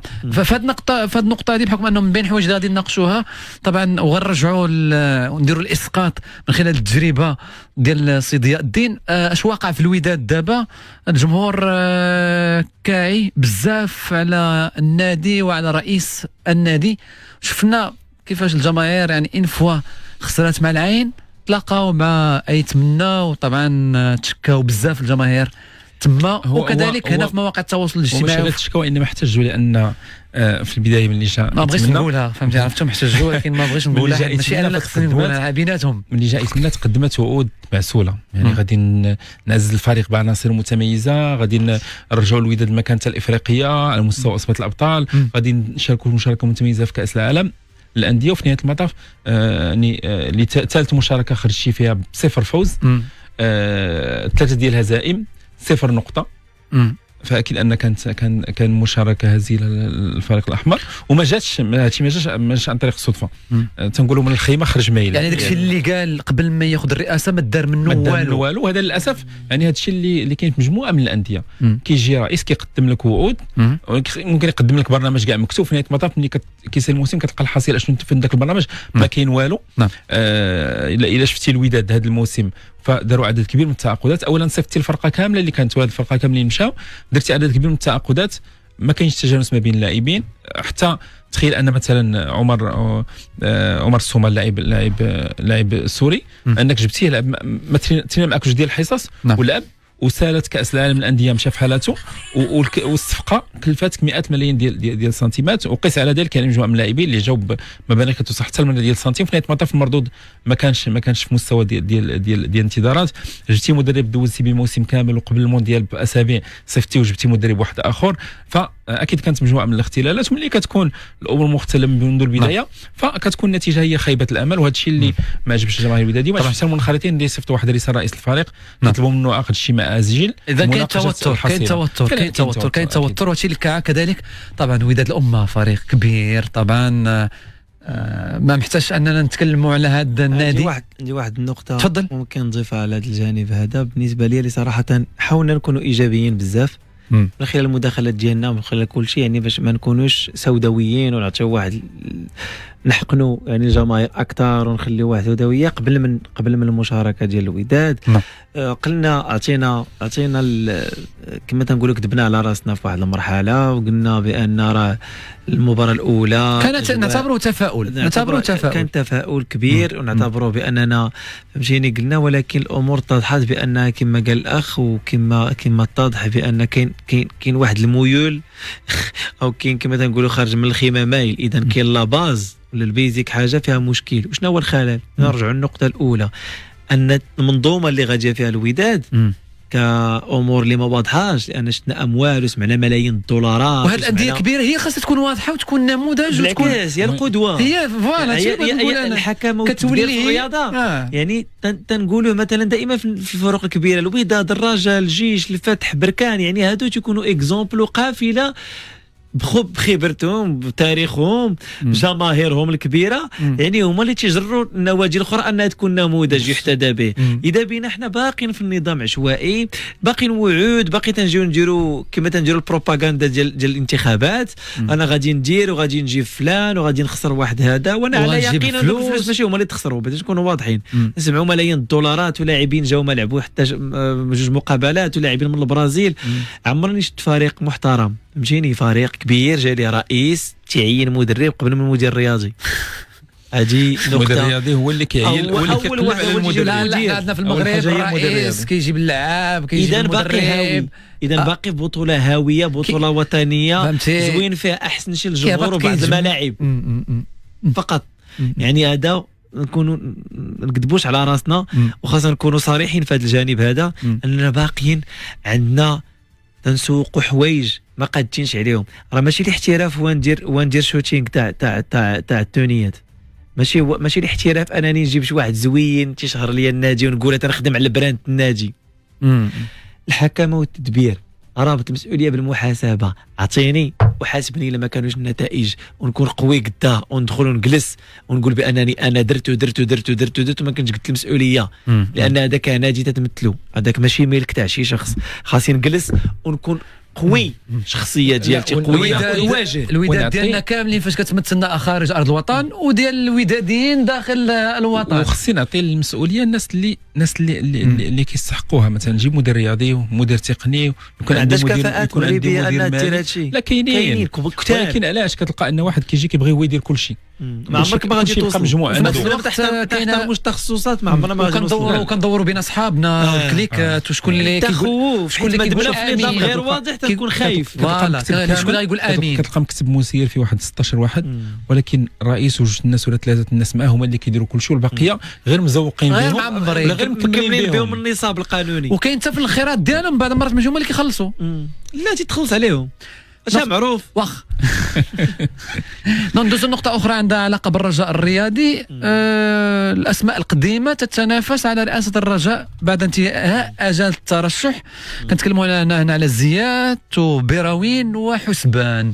ما كاينش اسم جديد، ما كاينش بروفايل جديد. هذا هو الغريب، هذا هو الإشكال. يعني تخوف. يعني زيات دوز مع الرجاء ومشى، حسبان دوز يعني انا غير هذا، انا فهمتي ما رجاو ما ودادي ما مدريدي، فهمتي، من عشاق مدريد. اما فيما يتعلق بيناتهم، ولكن كنديروا خدمتنا. يعني لو نجحوا لا استمروا، بما ان فإن درنا اسقاط الرياضي. ولكن علاش؟ هنا تطرح سؤال مهم طرحته، ما عرفتش واش ضياء ولا يوسف. ولكن ملي غادي تلقى مثلا دار واحد التقرير في الوضعيه الماليه ديال الفرقه، تلقى فيه ان الرجاء حاليا مديون ب 13 مليار ديال السنتيم. وكيفاش غتزعم عليها؟ شكون هذا المبرر اللي غادي يزعم باش يكون رئيس؟ مي واحد اللي داز في الرجاء ولا هو حاليا في الرجاء، عارف الوضعيه، ايوا ممكن يزعم. ولكن واحد لا ما كاينش شي واحد، نكونوا واضحين، ما كاينش شي واحد تيزعم. لا حيت هو ما غيستثمرش، هو ما غيستثمر والو، هو غادي يدبر الامور. عارف ان الفريق عنده واحد المشاركات. يعني ندخل واخا ما نقول لك انا الطريقه كيفاش تدخل. دابا الفكر ديالنا ما دمتي تنهضروا في الهوات وتنهضروا في اطار الجمعيات. باش توضح الفكره اكثر، مثلا حسب ملي جا الرجاء في الاول، راه ملي دخل راه كل مره كيقول لك الرجاء كتسالى 16 مليار، الرجاء كتسالى 12. واحد الوقت كنا كنسمعوا الرجاء كتسالى 20. فاش مشى حتى هو خلى الكريدي. وزياد سوا. اذا اضافه شنو هي؟ زياد حتى هو نقص شويه من الكريديت، ولكن حتى هو ملي مشى راه بقات الكريديت. لا، لا ما دابا نقصش اللي ما كاين- نقصش ما نقصش. شوف ملي مشى بودريقه، خلينا نتناقشوا انا وياه وانت عطينا ملي الجواب مشى- التقني شوف ديالك ملي مشى- دير الاسقاط ديال العلوم ملي مشى الرياضه بودريقه المره الحديثه. الاولى، ملي مشى بودريقه المره الاولى نعم. حتى رجع المره الثانيه، فبقى دائما رئيس اللجنه تيقول لك الرجاء كيتسالوا الكريديات من 10 16 أنا مليار كل واحد والرقم اللي تيقول. ودابا في هذا التقرير ف تيقولوا ان الرجاء عندها 13 مليار ما ديال كاينش شي واحد غتولي شركه الرجاء؟ فعلا. هي غتولي شركه، غتدخل فيها شركه، يعني شركه وطنيه. كيفاش الشركه غتشري- غتدخل فيها لا، شركه؟ شركه وطنيه غتشري اسهم ديال الرجاء. عندهم بنسبة- الحسبه القانون نسبة. حول انك كاين. تدخلش أن الاسهم. شركة. وهذا وهذا هو حاجه الحل. مزيانه، بغينا التنافس حنا وبغينا الانفستيسمون، تكون الامور واضحه قانونيه.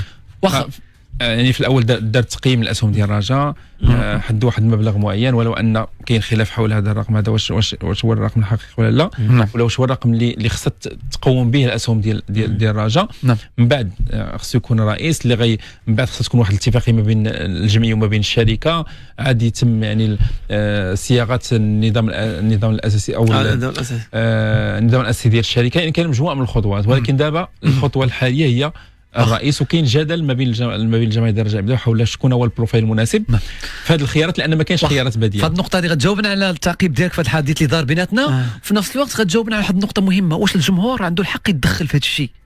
ولا لا؟ صراحه بعد غتجاوبنا على هذه النقطه هذه بعد فاصل اشاري قصير ونرجعوا لكم. بقاو معنا.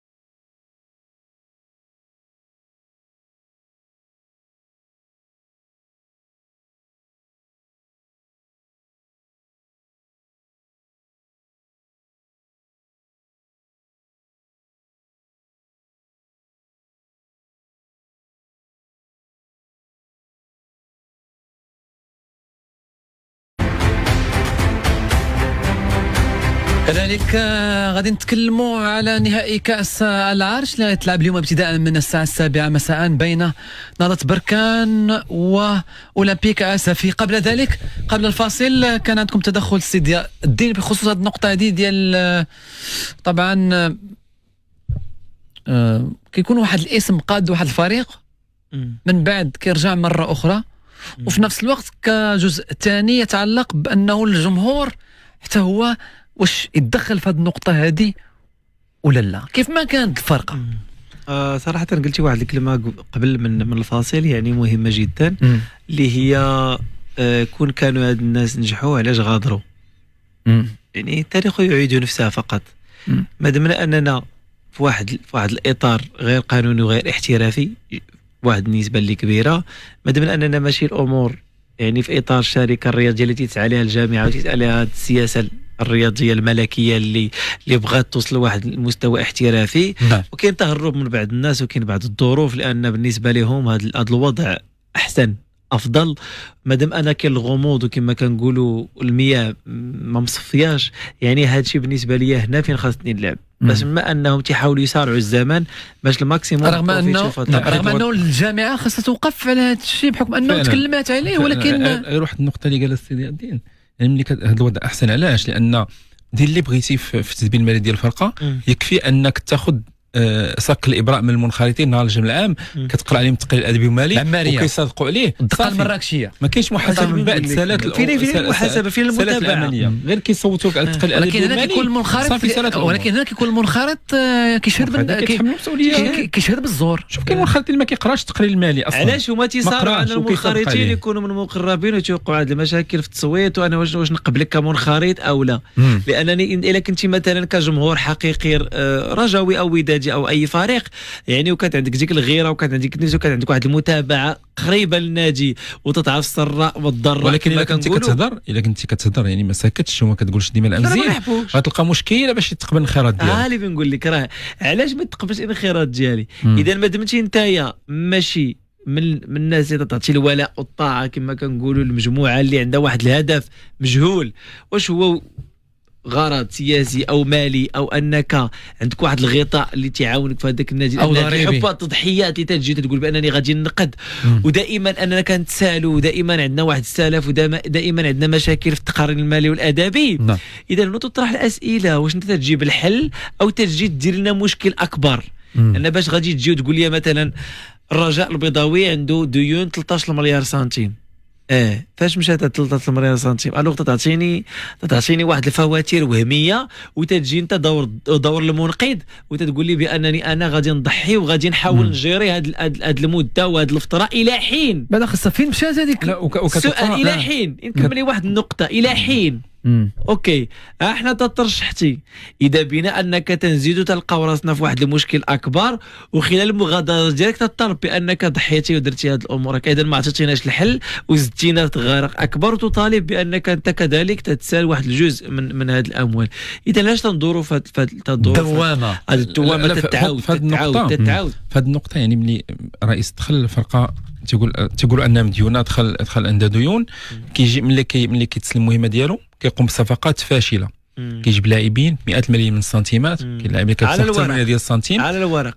المهم داكشي اللي كاين في الورق نقدر انه يبان واش داكشي السؤالات هذوك العقود واش حقيقيه ولا لا. بعد ملي كتسالي المهمه ديالو كيمشي في حالته كيبداو كيبانوا نزاعات. هذا اللاعب جبنا بمليار ما لعبش صيفطنا في حالته مشى للفيفا حكمت علينا باش نخلصوا ليه مليار ولا نخلصوا ليه واحد 500 ولا 600 مليون ديال. كاين اللي ما لعبش كتلقى كاين اللي ما لعبش كاين اللاعب اللي ما حطش رجلو في التيران كاين اللاعب اللي تبليسه في اول حصه تدريبيه. كيفاش غير بين قوسين فاش كتقال 600 واش فعلا خدا 600 يقدر يقول لك هو 600 هو راه واخد 300. لا متفق معاك ما تشوف الاتفاقات تنقول لها خاصك تسيني بانك خديتي 600 لكن انت خد 200 الا بغيتي تلعب اصلا هو تتلقى الا جينا نبحثوا فيه في السكوتين في الناس اللي ماناجر الكبار تتلقى بانه السي في ديالو ميت ما لاعبش بزاف ما دير حتى شي حاجه ولكن متقدم على اساس انه قوي بحال اللي مفروض عليه.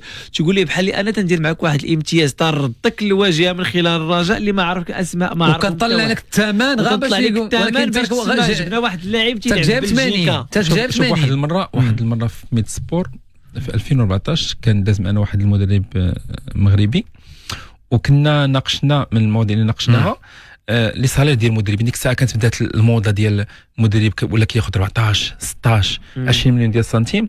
فالجواب ديالو قال لك راه هذيك 14 مليون ولا 20 مليون اللي كتسمعها راه ماشي ضروري كتدخل كامله الجيب ديال المدرب. راه ممكن تمشي كيكون اتفاق انك تمشي تيري منه واحد 4 مليون ولا 5 ولا 6 مليون وكتعطيها اللي جابك اللي سينا معك. يعني شوف، ولكن ملي غتدخل الشركه معقول ملي غتدخل الاحتراف وملي غتدخل نظام الشركات هادشي ما غيبقاش. اذا بان انه الا بغينا الامور تمشي مزيان خص يكون المعقول وخاصها تكون المراقبه والمتابعه والمحاسبه. هادشي اللي الجامعه تنعطي واحد النقطه بسيطه. والجامعه خاصها توقف على هادشي، خاص المراقبه والمتابعه والمحاسبه. وإلا ما وصلناش مرحله ديال الحبس في الاخر ما درنا والو. وفي نفس الوقت الجامعه كانت كتقول انه اللي ما تحولش لشركه رياضيه غتنزل. شحال من العام سمعنا هاد الهضره واش ما دارت والو. صراحه ما كايناش. يعني كيتقال الجامعه خاصها تكون صارمه. كاين واحد الشيء عده مواسم ما بين كل الفرق بانها تمشي في هذا المنهج حيت كلهم غادي. لا شوف كل شيء. اذا خافت الجامعه الا مشات تطبق هذه غينزل كل شيء. اذا ما يبقاش عندنا قسم اول. اتفاق ما يبقاش عندنا قسم اول. اتفاق ما يبقاش عندنا قسم اول بنا نرجعوا هو 100%. وكان عندنا اتفاق ضمني لان كتلقى ان الاغلبيه ديال الانديه ما بداتش المسطره ديال التحول الى الشركات، ما اسساتش الشركات، ما قداتش النظام الاساسي ديالها. وما يمكنش الجامعه تهبط كل شيء. اذا شي غير جينا نناقشوا هذه النقطه خاصه ساعات وساعات، وطبعا كل نقطه مهمه. داكشي علاش دابا غير كان ضياء الدين من خلال التجربه ديالكم والتخصص ديالكم فيما يتعلق بعلوم الرياضه الحديثه، كذلك الاشراف ديالكم على مجموعه من فئات النخبه في امريكا، كنحاولوا نديروا كنرشوا بها ميت سبور هذا الاحد. دابا وصلنا لموعد مهم مساء اليوم ابتداء من 7 مساء، نهضة بركان لإكمال الثلاثية وأولمبيك أسفي لكتابة التاريخ في نهائي كأس أول لقب في تاريخ العرش. بحال شوف الفريقين بجوج عندهم حوافز كبيره. نعم. نهار بركان الثلاثيه خديتي البطوله، خديتي كاس الثلاثيه تاريخيه وكاس العرش، ولكن اولمبيك اسفي هو عنده حافز اكبر. اول لقب ديال كاس العرش في تاريخ الفريق المسفيوي بعد الموسم اللي ما كانش سهل، خاصه بعد النهائي ديال 2016 مع المغرب الفاسي مشات لهم فعلا مشات فهذه. ربما ما يبغيوش يضيعوا الفرصه هذه اللي غيخلي ان هذه المباراه تكون مباراه مثيره، ونتمنى ان يكون فيها طابع كروي متميز. نعم. مباراه تلعب في الملعب الكبير لمدينه فاس، شاعله فاس.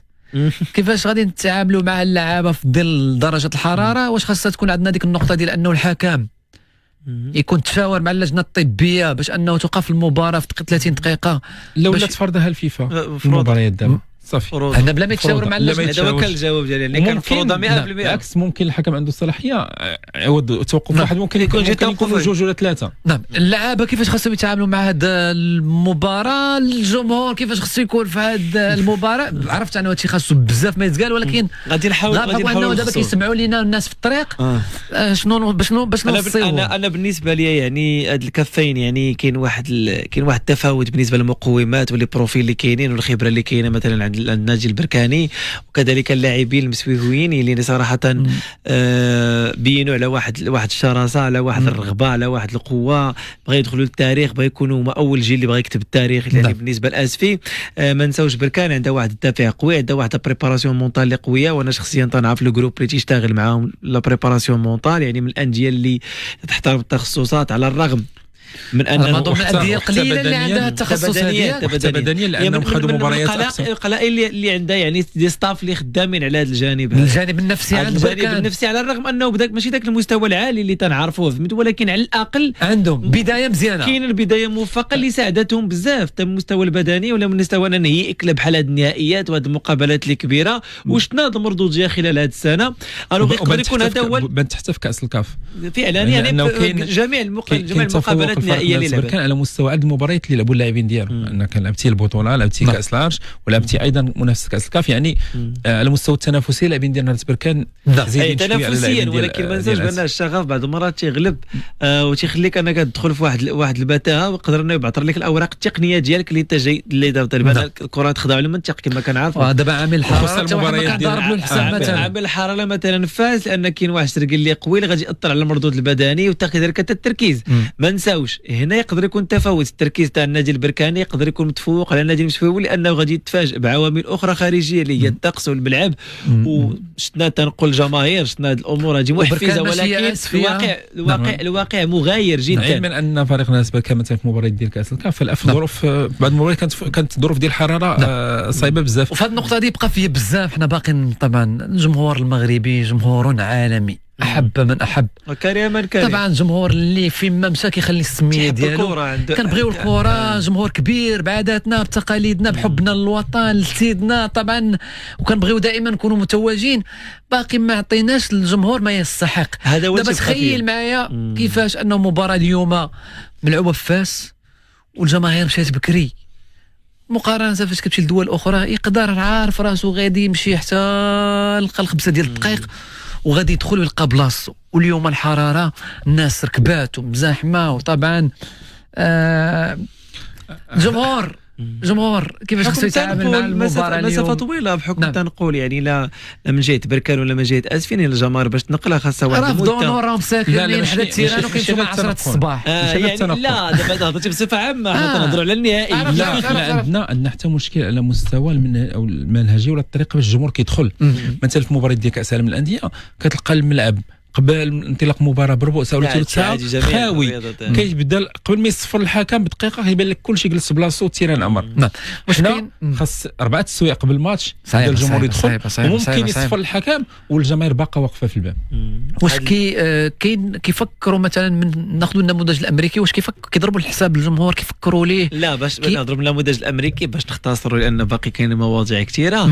يعني خاصنا نستافدوا من التكنولوجيا اللي وصلت لها، الاي اي هي يعني في المداخل وصلت امور كذا، تعرف بالوجه، تعرف يعني بالشكل ديالك. انا ديجا تكون مثلا المقاعد مراقبه تيكي ديالك مثلا اونلاين وداك الشيء تيظهر لك الاي جي فايس وتمشي لتما الاي جي فايس وتدخل يعني مباشره تدير ابواب كثيره تيتحلوا اوتوماتيكيا، تيكون امن. علاش تيكون امن كثير كما شهر النقطه الاولى وداك الشيء؟ فقط لان الجانب تاع الامريكا يعني السلاح متوفر بشكل كبير، تيكون واحد التخوف وتيكون ديتيكتاسيون وتيكون واحد المراقبه صارمه ديال الامن. البوليس غير خارج التيران ما كناش كنلقاوهم داخل الملعب. داخل الملعب كاينين لي ستادي، كاينين العناصر ديال الامن الخاص ولا كاينين المتطوعين هما اللي كاينين داخل. غير بين قوسين القضيه الامن الخاص يكون مسلح. نعم غير بين قوسين القضيه ديال الامن طبعا ديال التسلح باقا في امريكا. واش اي واحد يتسلح؟ لا ماشي اي واحد. نعم. يعني راه تيكون اولا شروط، تيكون انه مقيم بصفه يعني قانونيه، تيكون عنده كاين ولايات اللي تيكونوا صارمين، تيكون عنده الجنسيه، تيدار ليه لونكيت، تيدوز هذا تعرفوا مزيان شكون هو. يعني مراقبه، انت تشري تاخذ السلاح ديالك يكون بالاسم ديالو، اي حاجه تجيك البوزيته تخرج راه تيكون عارفين شكون هو. يعني كاين واحد المراقبه لان الدستور الامريكي تيخول لك انه يدافع على راسه ويدير سميتو، لان راه كل جريمه من الدرجه الاولى. كما انت مسلح انا خاصني نكون مسلح باش ندافع على راسي، ماشي انت مسلح وانا لا. ونيجي المشاكل وكاينين واحد مجموعه من الانتفاضات نحبسوا هذا الشيء، لانه لو المراهقين تدخلوا المدارس، يدخلوا النوادي، تيقتلوا الاساتذه، تيقتلوا هذا مرض نفسي صغير عنده 16 سنه 15 سنه تيدير بحال هذه الجرائم. انا قبل ما نجي يعني المؤسسه حدايا وقع فيها هذا المشكل قريبه ليا يعني في الاريا ديالي. مراهق دخل بسلاح تيرا في ميتو عنده 15 سنه، هزو ما عرفت المن وخدا، وهذا ماشي ديالو يعني خدا لشي واحد، وهذا مرض نفسي عنده مشاكل. يعني هذه المشاكل هذه ولكن مضبوطه. يعني في المستوى مثلا شغب الملاعب وداك الشيء عندهم ناس متخصصين في مشاغب الملاعب. ذكرتينا واحد النموذج ان واحد جوج ديال المشجعين وداديين ضربوا المباراه الاخيره ضد العين. واحد ضرب الاخر يعني ضربه بكروشي لوجه وهرب، ما خرجش من التيران. كاينه كاميرات عاليه الدقه، تعرف على الوجه، كيبقاو متبعين وفين كاين كيلقاو كيتسناو في الباب. الجوده لانهم مولفين جمهور غفير على مستوى الرياضات، مولفين هذا النوع المشاكل. يعني الا لاحظنا اذا هذه الملاعب الجديده اللي غدار في بلادنا خاصها تستغل هذه التكنولوجيا. ملعب منى عبد الله على سبيل المثال فيه اكثر من 600 كاميرا كلها بتقنيه ديال التعرف على الوجه. يعني حتى حنا في المغرب غيولي قبل ما يخرج هذا هو الجميع. انا كنت نقول البارح كنبقاو نسقسوا في البوليس يمشيو يقلبوا عليه وفين هو وكذا. راه هادشي قالوا السي وهبي، وكنت نقول انا في واحد المداخله قلت شحال هذه، قلت من جميل اننا ما خديناش 2026، خلينا امريكا نستافدوا منها كنموذج، ونزيدوا نستافدنا من قطر ونستافدوا من امريكا باش ما نطيحوش في الاغلاط اللي غيطيحوا فيها بجوج. يعني هاد المشاكل خاصنا حنا ناخذوا الايجابيات وما نطيحوش في السلبيات. نعم. لاننا عندنا البنيه التحتيه ان شاء الله غتكون في المستوى العالي، يعني ندخلوا في التكنولوجيا في الجانب القانوني. نعم. يعني سي بي راه قال هذه القضيه، قال لك اذا المشاغب دار المشاكل غيبقى في التيران، غيتحكم في التيران، غيضبط في التيران، غيمشي لبلادو من التيران، كاينش بلاصه اخرى. يعني هضر هذا الجانب هذا القانوني. هذه راه كانت في مجموعه من المشجعين مم. ديال الوداد اللي كانوا تضبط تورطوا الدم. في مشاكل، ها؟ فمن تما من التيران كيدار له محضر وكيمشي للمطار ترحيل مباشره. اوكي ما- اوكي يعني داروا مشاكل بسيطه، ماشي داروا جرائم، وبي بغى يدير ماشي لانه داروا- استافدوا من النماذج. ماشي داروا جرائم، يعني مشاكل ديال شغب بسيط لا ما ضربوا تعتبر عضياتهم جرائم كذا. فروج تمشي للمحكمه باش نتفاهموا. ماشي حاجه يعني حاجه بسيطه تكون في المحكمه، تتفكها في المحكمه. وداك الشيء بالزربه. ما بيكون في نفس النهار كتمشي للمطار معاك جوج ديال البوليس. انا في رحله حيت ديال الروتور اللي هما جينا كاس فيها، العالم فجمعنا تيبريباري واحد وعندهم خبره داروا ليه- كبيره في داروا ليه التظاهرات الترحيل. الكبيره. كيبقاو البوليس واقفين، كتطلع الطياره وما عرفتي كيتحركوش ملعب حتى بينز. الطياره كتحرك. مي بينز تاع مرسيدس اعلى ما كاين في التكنولوجيا في العالم، اكبر واحد اللي كاين اظن معروف غالبا هو اللي غيكون فيه الفينال كاس العالم غالبا. علاش ما هذه 2026 انا مشيت 2026 غالبا. خلعتيني معك حسابيه معنا في 2030 كنت نقول لا لك قلت لك غالبا ديال غالبا تاع 2026 بينز. هذاك التكنولوجيا من زمان هاربين فيها عندهم. هذا نظن انا الا جوجليتي واش عرفت. تخلع. يعني كاين يعني واحد دابا الروح راه في التكنولوجي، ولا سيما اش غيتزاد. فكر معايا اش غيتزاد بصح يعني هاد مع الناس الذكاء صافي الاصطناعي وداك الشيء. راه مثلا في السوبر بول تاع الفوتبول الامريكان مثلا في الفاينل خاصك تشوف شحال عدد الجماهير اللي تتكون. تتفرج في البيسبول تشوف عدد الجماهير اللي تتكون. اذا هما راه ماشي تيخلعوا عدد الجماهير في التنظيم، نو خاصنا حنا تكون عندنا ثقافه. انا اول حاجه تنهضر عليها هو اننا الوعي يبدا من المؤسسات لكاس العالم. الوعي التلامذ، الوعي للشعب، لان كاين الناس هنا ما فاهماش شنو هو كاس العالم بعدا. اش غنستافدوا حنا من كاس العالم؟ كيفاش حنا خاصنا نستقبلوا هاد الناس كاس العالم؟ كيفاش نتعاملوا مع هذا الحدث؟ هادشي علاش ما نستثمروش فيه ونوعيهم من دابا بواحد 5 سنوات. طبعا في هذه النقطه هذه كنا طبعا بديت بينا كاعلام. واش حنا هو بديت بينا واش عندنا اعلام رياضي ولا غسميه؟ شنو خاصو يدار؟ ماشي غير باش نكونوا كنقلوا الخبر. دابا راه الخبر ولا اي واحد ينقل لك الخبر، ولكن باش نكونوا كاعلام مغربي يساهم في صوره الوطن. الحمد لله. هذه نقطه هذه دوينا على اعلاميا، ولكن فيما يتعلق مزيان فاش جبتي هذه النقطه بحكم انه ما بقاش الوقت بزاف. على ما اظن خصنا نلعبوا الروتور مع سي ضياء الدين ياك يوسف، بحكم انه شحال باقي لك هنا في المغرب؟ تقريبا يعني كاين واحد المده إيه؟ ما باقي ما محدداش. ولكن دابا نقول لك في المباشر فاش تكون معول انك تجي لكازا علمني قبل باش نديروا برمجه اخرى، بحكم انه ياك عز الدين طبعا لانه حديث شيق ومهم نلعبوا عليه فيما يتعلق بالكان والمونديال. فهذه النقطه هذه شنو خصنا نوجدوا؟ يعني شنو علاش خصنا نخدموا قبل من الكان اللي باقي لي شحال باقي لي 6 شهور؟ ندوي على الكان، ندوي على الكان. حاليا مركزين على الجانب ديال البنيه التحتيه، الملاعب وكذا والفنادق وهذا، ولكن ما كتبانش معالم ديال الخدمه على العنصر البشري. الجماهير اللي غادي تكون في هذيك الكان والجماهير اللي غتكون في هذاك المونديال لحد الان حتى شي واحد ما كيهضر عليها، من غير يعني كانوا مناظرات جهويه ديال شغب ملاعب. انا بالنسبه لي من غير ما كانت هذا سؤال مباشر غنجاوبه مباشره باش ما نضيعش الوقت. مادام ان ما استثمرناش في العنصر البشري وهيئنا نفسانيا وهيئنا بانه يستقبل هذا الحدث، لان الكان عباره عن بيعطينا واحد البروفا لكاس العالم. يعني غادي يبان لنا انا اللي غادي يبان لنا واش حنا اش اللي خاصنا اش اللي ما خاصناش، على الرغم اننا خاصنا ننجحوا الكان والمعايير اللي حاطين الجامعه وحاطه الكاف والثقه اللي كاينه وهذه المؤسسات اللي تنشوفوا بيكون احسن نسخه لكان دازت. وهذا اللي غادي خاصها تدوز احسن نسخه، خاصها تدوز لان عندنا كل المقومات. وفي نفس الوقت كيفاش غدوز الكان وانت مرشح لتنظيم المونديال؟ لان يعني هنا كاين تحدي. راه انت وصلت لواحد سقف التحدي اللي عالي، ماشي غير الكاف اللي متباك، حتى الفيفا حاطين عليك.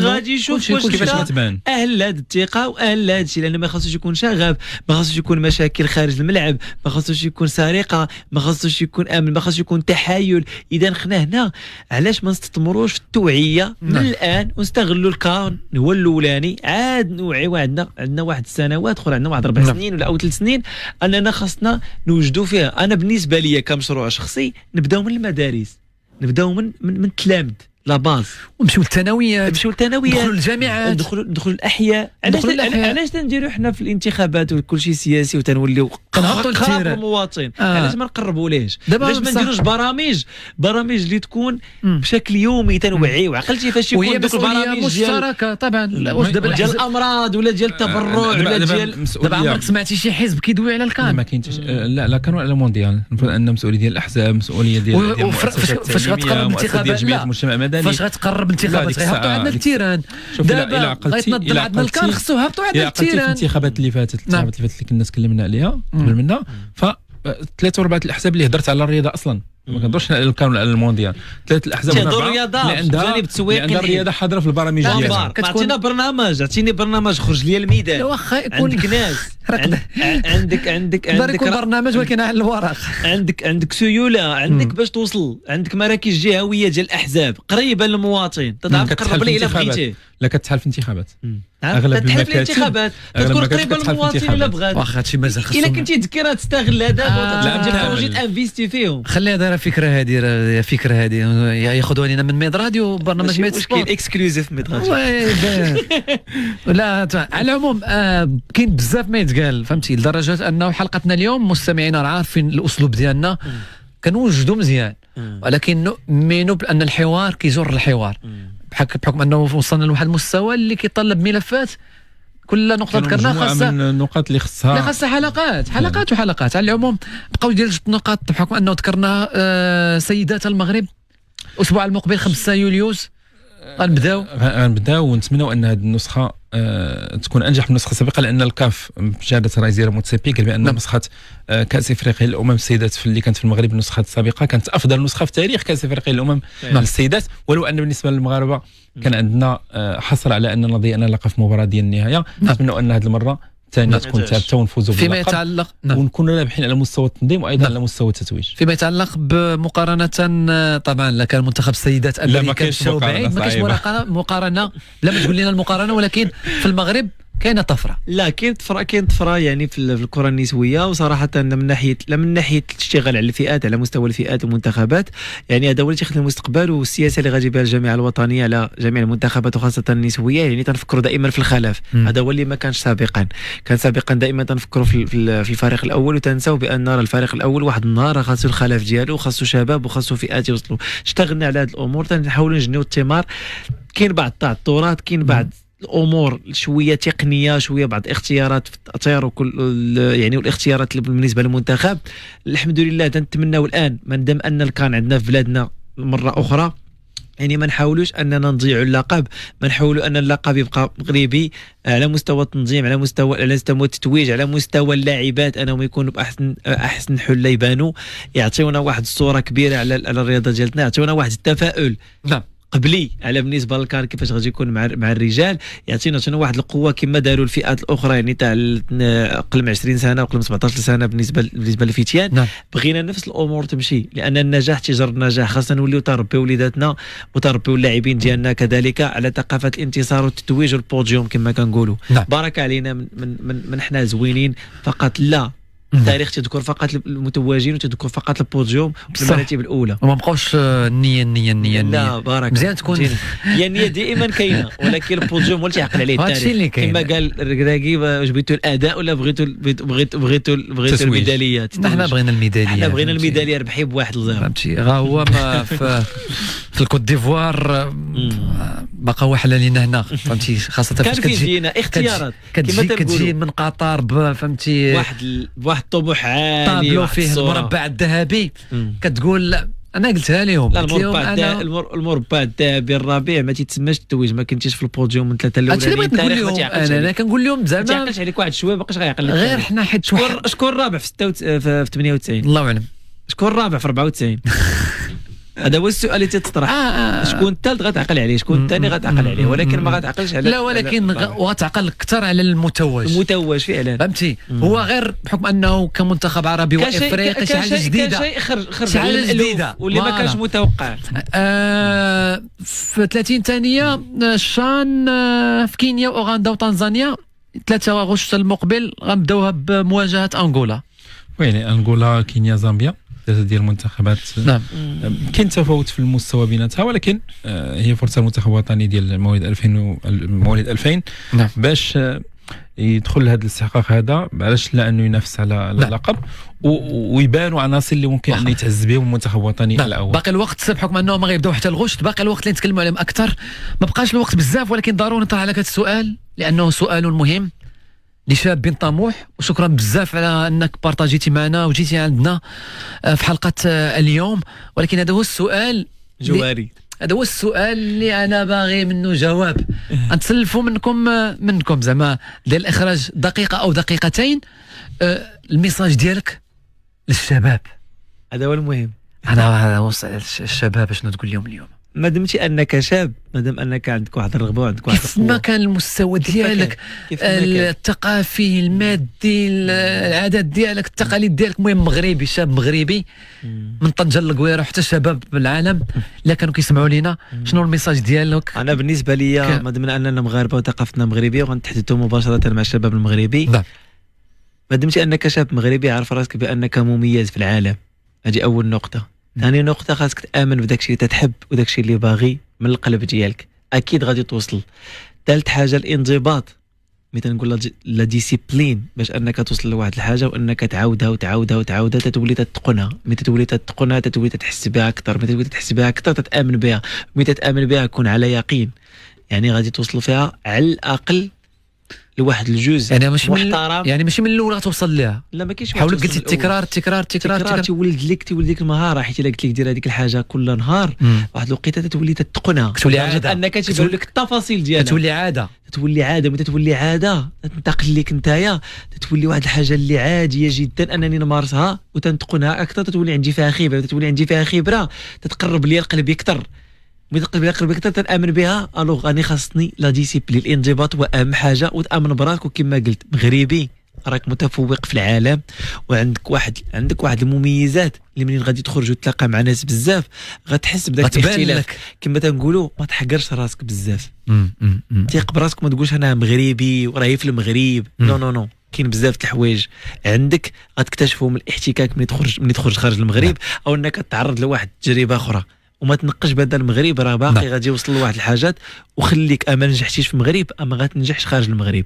الا كان طموحك انك تمشي فقط تناخذ تجارب وتناخذ امور ايجابيه. طبعا النجاح ديالك يقدر يكون في اي بلاصه في بلادك، في بلدان الناس، ولكن ضروري عمرك ما تتحس بالحلاوه الا ما نجحتيش في بلادك. طبعا وضروري عاوتاني من نعاونوا بعضياتنا. اكيد المؤسسات تلعب الدور ديالها، بعضياتنا المجتمع كعناصر بشريه، كعنصر بشري يعاون بعضياته وكنا ننجحوها. ممكن كنا ننجحوا دائما وهذا التعاون كيبان بشكل كبير خارج المغرب.